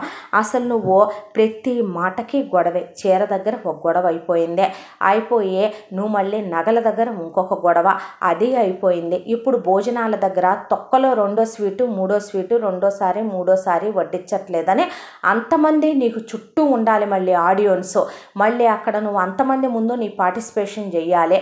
దాంతో అందరినీ అక్కడికి పిలిచి నువ్వు నానా గొడవ చేసేపాటికి ఇదే అదను అనుకొని వాడు తన బ్రతుకుని చీకటి పాలు చేసి వెళ్ళిపోయాడు. నేనేమీ అనుకోను కమలి, నేను నిన్ను మనస్ఫూర్తిగా చూసిన రోజే ఇష్టపడ్డాను, నీ క్యారెక్టర్ ఏంటనేది నాకు బాగా తెలుసు. ఎన్నోసార్లు నేను మాట వరుసకే ఫోన్లో ముద్దివ్వవా అని నిన్ను కలవటానికని నేను 4-5 సార్లు మాట్లాడటానికి వచ్చినా ఏ రోజు హద్దుమీరని ఆడపిల్లవి నువ్వు. పెళ్ళయిన దాకా ఆగొచ్చు కదా, పెళ్ళయిన తర్వాత మనం భార్యాభర్తలు అవుతాం అన్న ఆడపిల్లవి నువ్వు. మా నాన్న ముందు అడిగి ఇదే ముద్దు, మీ అమ్మ ముందు పెట్టుకో ఇదే ముద్దు అని ఆ రోజు నన్ను చాలాసార్లు అన్నావు. ఈరోజు మీ నాన్న ముందు మా అమ్మ ముందే అడుగుతున్నాను, పెళ్లి చేసుకుందామా అన్నాడు పెళ్లి కొడుకు. ఆ చెడిపోయిన దాన్ని, ఆ రేప్ చేసిన దాన్ని అసలు చేసినోడు ఎవడో ఏంటో మనకు తెలియని కూడా తెలియదు. అలాంటిది దాన్ని చేసుకొని ఇన్ని వేల మందిలో నువ్వు ఉత్తముడివి కావటం కోసం మన ఇంటికి కోడలుగా తీసుకొస్తావా? నేను ఉరిపోసుకొని సస్తానంది పెళ్లి కొడుకు తల్లి. చచ్చిపో, దరిద్రం వదిలిపోద్ది, నాన్నకు పట్టిన పేడ కూడా పోద్ది, నాన్న కూడా ఇంకో పెళ్లి చేసుకుంటాడు, అయినా నేను తను పెళ్లి చేసుకొని అమెరికా తీసుకెళ్ళిపోతాను, ఇక్కడేమైనా ఉంటానా అన్నాడు పెళ్లి పెళ్లి కొడుకు. నువ్వు అమెరికా తీసుకెళ్తే ఏంటి, అంతరిక్షాన్ని తీసుకెళ్తే ఏంటి, పలానా వాళ్ళ పెద్ద కోడలు పలానాగా ఒకటితో రేప్ చేయించుకుందంట, ఎవడో గుర్తు తెలియనోడు అనుకుంటే రేపొద్దున దీనికి ఏ కడుపో కాలో వస్తే ఆ పుట్టిన వాళ్ళు నీకు కాదనుకుంటే నేను తండ్రిని అవుతాను. నేను తన్నెంత ప్రేమిస్తానో తన కడుపున ఉన్న వాళ్ళను కూడా అంతే ప్రేమిస్తాను. ప్రేమిస్తావు బాబు, నీకేమైంది, నువ్వేమైనా చేస్తావు నాయన, కానీ నువ్వు మాత్రం దాన్ని చేసుకుంటే నేనే ఉరేసుకొని చస్తానని ఒకవైపు నుంచే నానా రగడా మొదలుపెట్టింది పెళ్లి కొడుకు తల్లి. ఈలోపే కళ్యాణ మండపంలో వాళ్ళు పాపం ఫంక్షన్ హాల్ వాళ్ళు భయపడిపోయి పోలీసులకు ఫోన్ చేసేసరికి వాళ్ళు వచ్చేసరికి అసలు అదంతా చూసి షాక్ అయి కూర్చుండిపోయారు పోలీసులు. ఏమ్మా ఏదైనా ఆచూకీ తెలిసిందా, ఏమైనా ఇదైందా అంటే చేతికి దొరికినటువంటి ఒక బ్రేస్లెట్ లాంటిది వాళ్ళ చేతిలో పెట్టింది కమలే. ఎలా జరిగింది, ఏం జరిగిందంటే చెప్పలేకపోయినా సరే అక్కడ లేడీ పోలీసులు ఉంటే వాళ్ళు కూడా వినే తలలు దించేసుకున్నారు. ఆ తర్వాత ఒకవైపున కేసు ఫైల్ చేసుకొని వెతుకుతామని సీసీ ఫుటేజులు చూశారు. సీసీ ఫుటేజులు చూసేపాటికి ఎక్కడా ఏమీ గుర్తు తెలియనివ్వలేదు. కానీ వాసు ఒక్కచోట కాడెక్కుతున్న దగ్గర మాత్రం ఏదైతే కమలి వాళ్ళ చేతికి బ్రేస్లెట్ ఇచ్చిందో అదే బ్రేస్లెట్ ఉన్న ఒక చెయ్యి ఆ కారు నెంబర్ చూసి నోట్ చేసుకున్నారు. ఎటు వ్యాపారం విషయాలన్నీ చూసుకునేది కార్తీకే కాబట్టి ఆ కారు కార్తీక్ పేరు మీద రిజిస్ట్రేషన్ అయ్యి ఉందని వాళ్ళకి అడ్రస్ తెలిసిందే. రేపు వెళ్ళి కలిసి వాడిని కస్టడీలోకి తీసుకుంటాం. మీరు ఒకసారి వాడిని గుర్తుపట్టటమా, ఇది వాడిదా కాదా అనేది మాత్రం మేమే నిగ్గు తేలుస్తాం అని చెప్పారు పోలీసులు. ఇది ఇంకా బాగుంది, ఇక్కడ మా అబ్బాయిని అమెరికా నుంచి పిలిపించి అంతమంది చుట్టాలని పోగు చేయించి పెళ్ళాపి మీరు మీ గోలంతా మాట్లాడుకుంటే అట్ట మీ మీద పరువు నష్టం దావా వేస్తాం, జాగ్రత్త. సరే మీ పెద్దమ్మ ఎటు చెడిపోయింది, ఎవడో వాడేశాడు యూజ్డ్ పీసు చూయింగమ్ని, దాంట్లో టేస్ట్ ఉన్నంతసేపు చూచేసి పక్కనేసినట్టు టిష్యూ పేపర్ యూజ్ చేసి పక్కన పడేసినట్టు మీ అమ్మాయిని వాడు వాడేశాడు కాబట్టి ఇప్పుడు మా అబ్బాయి చేసుకుంటానన్నా నేను ఒప్పుకోను కాబట్టి మీ రెండో అమ్మాయికి ఎవరూ లేరుగా వరుసకి, మీ మూడో దానికి నాలుగో దానికి ఉన్నాడు కానీ ఇచ్చి చెయ్యండి మా అబ్బాయికి అంది పెళ్లి కొడుకు తల్లి. అనేపాటికి అక్కడున్న చుట్టాలు బంధువులు కూడా పెద్ద పిల్లకి జరిగిన లోటు అన్యాయం తీర్చలేందే. కానీ అలాగని ఇంత ఖర్చు పెట్టి మీరు ఇదంతా చేసుకుని ఆపుకుంటే మీకు నష్టం వాళ్ళకి నష్టం అని ఒప్పించేసరికి రెండో అమ్మాయినిచ్చి పెళ్లి చేసి అత్తారింటికి సాగనంపేశారు సరోజ నారాయణ.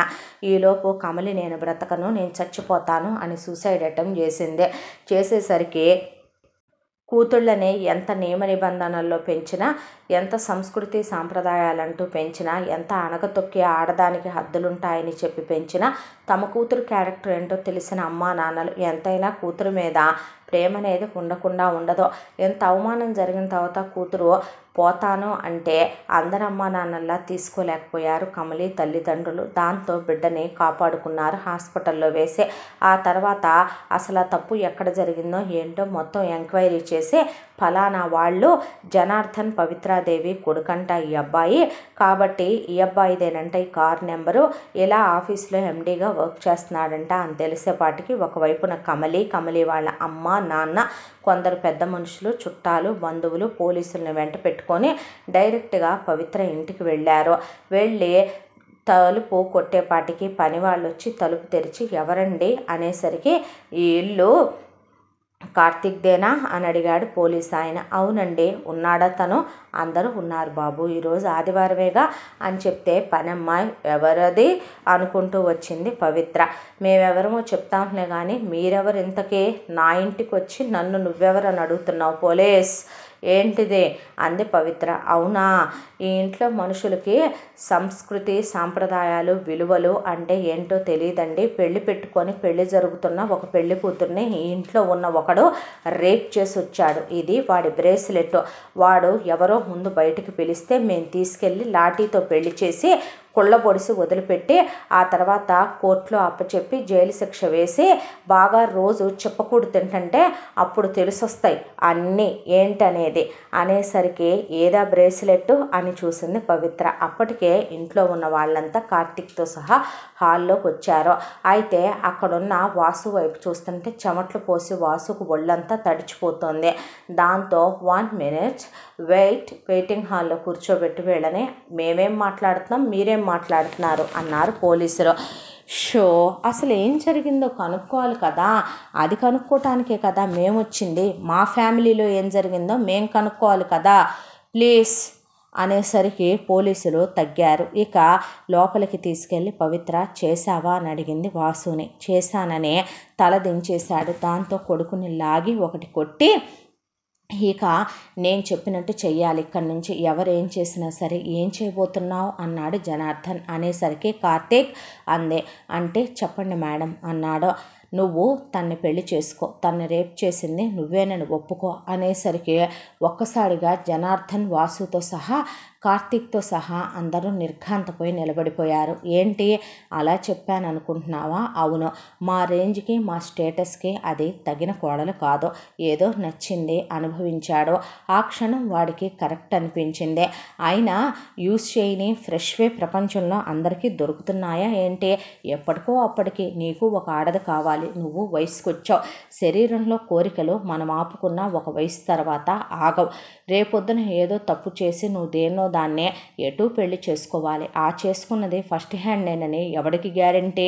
ఈ రోజుల్లో 100 చేతులు మాడిన తర్వాతే కొన్ని ఆడై వస్తున్నాయి. కోటికి ఒకటి కూడా పవిత్రమైంది ఉండట్లేదు. అలాంటిది వాడొక్కడేగా అనుభవించాడు.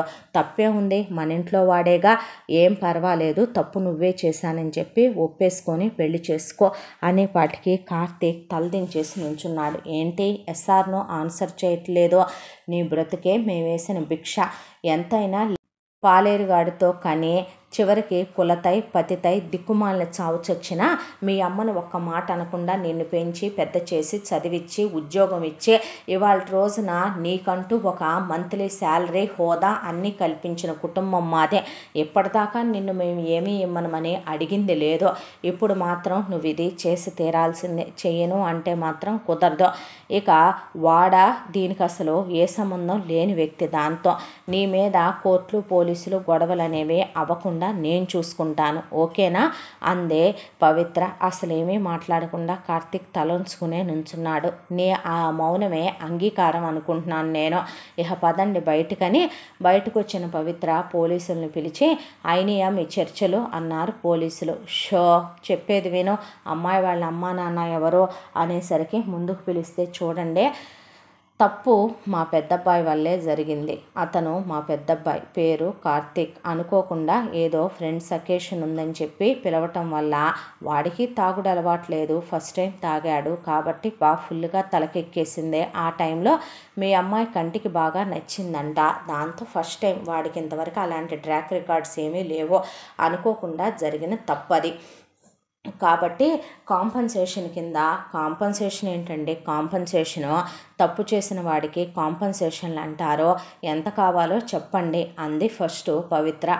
నీకు ఒక కూతురు ఉన్నట్టుందిగా, పెళ్లి చేసి పంపించినట్టున్నావు. నీ కూతురు బతుకు ఇలాగే జరిగితే ఎంత ఇచ్చేదానివి కాంపన్సేషను అంది సరోజ.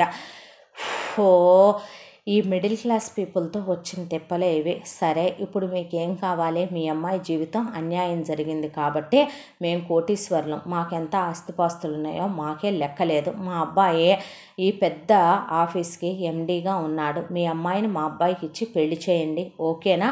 కాపురం చేసుకుంటదే. అక్కర్లేదు, నేను ప్రాణం పోయినా వాడిని నేను పెళ్లి చేసుకోను. వాడు చాలా మంచోడు, ఎవరిని అడిగినా అదే విషయం చెప్తారు. వాడికి ఇంతవరకు ఒక గర్ల్ ఫ్రెండ్ లేదు, ఒక చెడ్డ అలవాటు లేదు. అనుకోకుండా జరిగిందని చెప్తుంటే వినిపించుకోవే. ఏదో నీ లైఫే కావాలని స్పాయిల్ చేస్తున్నట్టుగా నీకు మంచి చెప్తున్నా, నీకు మంచి చేయాలనుకుంటున్నా. నువ్వింత పొగరుగా మాట్లాడితే నేనేం చేయగలను? చూడండి, మీ అమ్మాయి అంటే చిన్నది కాబట్టి, ఉడుకు రక్తం కాబట్టి ఎగిరెగిరి పడుతుంది. కానీ మీరు ఆలోచించండి, ఒకసారి ఇప్పుడు వాడిని జైల్లో పెడతారో, జైల్లో పెట్టినంత మాత్రాన మా పరువు పోయేదేమీ ఉండదో. మేము అవసరమైతే బెయిల్ ఇచ్చి బయటికి తెచ్చుకోగలం. సరే వాడు జైలుకి వెళ్ళినా మగాడంటారు, కానీ మరి రేప్ చేయించుకున్న మీ అమ్మాయిని ఏమంటారు? రేపటి నుంచి పవిత్రంగా చూస్తారా? ఇంకొకటి చేసుకుంటాడా? చేసుకున్న మీ అమ్మాయినే ఫస్ట్ హ్యాండ్ దాని కింద ఏమన్నా చూస్తారా? పరువు ప్రతిష్ట గల కుటుంబం అనుకుంటాను. ఇందాకే మీ గురించి మాట్లాడుతుంటే విన్నాను. ఇంకా మీకు పెళ్లి కావాల్సిన అమ్మాయిలు వెనకమాల ఇద్దరున్నట్టున్నారు. ఇక పెళ్లి దాకా వచ్చి పెళ్ళి ఆగిపోయిన అమ్మాయి ఈ అమ్మాయి. ఇప్పుడు ఈ అమ్మాయిని ఇంకొకళ్ళు చేసుకుంటారా అన్న డౌటే. ఆలోచించుకోండి, మీ ఇష్టం, మీకు ఎంత టైం కావాలంటే అంత అనేపాటికి పోలీసులు ఎందుకు అసలు తీసుకెళ్ళి కోర్టులో అప్పచెప్పేస్తామండి మేము అనేసరికి ఒక్క నిమిషం అన్నాడు నారాయణ. ఏంటండి అంది సరోజ. పెళ్ళి చేసేస్తేనే పోద్ది అన్నాడు. అదేంటండి అలా మాట్లాడతారు అంటే, నేను ఈ పెళ్ళి చేసుకోనమ్మా. చేసుకోన్నానా? ఎందుకు చేసుకోవే? చేసుకోక ఏం చేస్తావు? తప్పు చేసిన అతనే ఆ తప్పుని ఒప్పుకొని నిన్ను పెళ్లి చేసుకుంటాం అంటున్నారు. మనమేదో డబ్బు కోసమో వీళ్ళ గేలాలేసో ఆస్తిపాస్తుల కోసమో చేసుకోవాలనుకోలేదమ్మా కమలే. కానీ ఈ రోజున నీ మీద పడ్డ కళంకం మచ్చ పోవాలంటే నువ్వే పెళ్లి చేసుకోక తప్పదు. మీ అమ్మ కోసం, నాన్న కోసం, నీ వెనకమాలున్న ముగ్గురు చెల్లెళ్ళ కోసం, మన కుటుంబ గౌరవం, ఇంటి పేరు, గోత్రం, కులం, మనకంటూ సంస్కారం, సాంప్రదాయాలు, సంస్కృతి, విలువలు చాలా ఉన్నాయి. అవన్నీ కాదనుకొని ఇప్పుడు నువ్వు పెళ్లి చేసుకోను అన్నంత మాత్రాన, అతన్ని జైలుకి పంపించినంత మాత్రాన జరిగిన తప్పు రూపుమాపబడుద్దా చెప్పు. అమ్మ, నాన్నకి చెప్తుంటే అర్థం కావటం లేదు. నువ్వు ఆడదానివి కదమ్మా. వాడా రోజు నన్ను ఎంత నిస్సహాయురాలిని చేసి పశువులాగా ఎలా ఆక్రమించుకొని అనుభవించాడో తెలుసా అమ్మ? వాడు నన్ను ఎన్ని దెబ్బలు కొట్టాడో తెలుసా? ఆ తర్వాత నువ్వే కదమ్మా లోపలికి వచ్చి నాకు బట్టలు కట్టావు. నగ్నంగా ఉంటే నా ఒళ్ళంతా ఆయన గాయాలు, కొరికిన గాయాలు నువ్వు చూడలేదా అమ్మా? నువ్వు నాన్నతో కాపురం చేసేగా మమ్మల్ని నలుగురినే కన్నావు. అలాంటి పైశాచికపు వెధవని పెళ్లి చేసుకొని నేను ప్రతిరోజు ఎలా కాపురం చేయగలనమ్మా? వాడి తప్పుని రూపుమాపుకోవటానికి ఎక్కడ శిక్ష పడుద్దోనని వాడు చేసుకుంటానంటున్నాడమ్మా. అలాంటి వాడిని చేసుకుంటే చూడు, వాడు కొట్టిన గాయాలు మనసు మీదే కాదు శరీరం మీద కూడా ఇప్పటి వరకు తగ్గలేదు. ఎంత భయంకరంగా కొట్టాడో తెలుసా వాడు? నా నోరు ఎలా మూసేశాడో తెలుసా వాడు? నన్నెంత నరకం పెట్టి అనుభవించాడో తెలుసా వాడు? నీకేం తెలుసమ్మా? నాన్నకు అర్థమయ్యేలా నువ్వన్నా చెప్పవా అంది సరోజనే. కమలి, మీ నాన్న ఎవరు చెప్పినా వినరని నీకు తెలుసు కదమ్మా. నిర్ణయం తీసుకున్నాక ఇంకొకసారి ఆలోచించవచ్చు కదండి. అది ఉండలేను అంటోందిగా అంది సరోజ. నీ ఇష్టం అడిగే నిన్ను నాకిచ్చి పెళ్లి చేశారా? రెండో దాని ఇష్టం అడిగే దాన్నే అమెరికా ఇచ్చి చేసి పంపామా? మూడో దాంది, నాలుగో దాంది వాళ్ళ ఇష్ట ప్రకారమే చేస్తున్నానా? ఇప్పుడు అలా కాదని తీసుకెళ్ళి కమలిని ఇంట్లో పెట్టుకుంటే రేపొద్దున్న నుంచి రోడ్డు మీద వెళ్ళే ప్రతి ఒక్కడు మన ఇంటి మీద రాయేసి ఎటు చెడిపోయిన కూతురేగా గంటకి 2 గంటలకి పంపించమంటారు. నీకు ఆనందమా? నేను వినలేనండి ఈ మాటలు అంది సరోజ. ఈ పెళ్లి మాకు సమ్మతమే అన్నాడు బయటికి వెళ్ళి నారాయణ. తెలుసు మీరు ఇదే చెప్తారని. పెళ్ళికి ఏర్పాట్లు ఘనంగా చేసి కబురు చేస్తాను, మీరు వెళ్ళి రండి. మరీ ఎక్కువ ఎగ్జైట్ అయ్యి మరీ ఎక్కువ ఎంకరేజ్మెంట్ ఇస్తున్నట్టున్నారు మీ అమ్మాయికి పోలీసులు. ముందు కేసు విషయం గురించి ఆలోచించుకోండి అని చెప్పి వాళ్ళకు ఒక ఉచిత సలహా ఇచ్చి పవిత్ర అక్కడి నుంచి వాళ్ళని పంపించేసింది. ఎంత దానిలో కార్తీక్ ఏమీ మాట్లాడలేదు, ఆలోచిస్తూ ఉండిపోయాడు. ఇంతటితో బంగారు పంజరం మొదటి భాగం పూర్తి. ముగింపు భాగంతో మళ్ళీ కలుసుకుందాం. తప్పకుండా మన ఛానల్ని సబ్స్క్రైబ్ చేసుకోండి. ఈ కథను మనకు అందించిన కథా రచయిత్రి జి. యామిని శ్రీనివాస్ గారు. Thank you.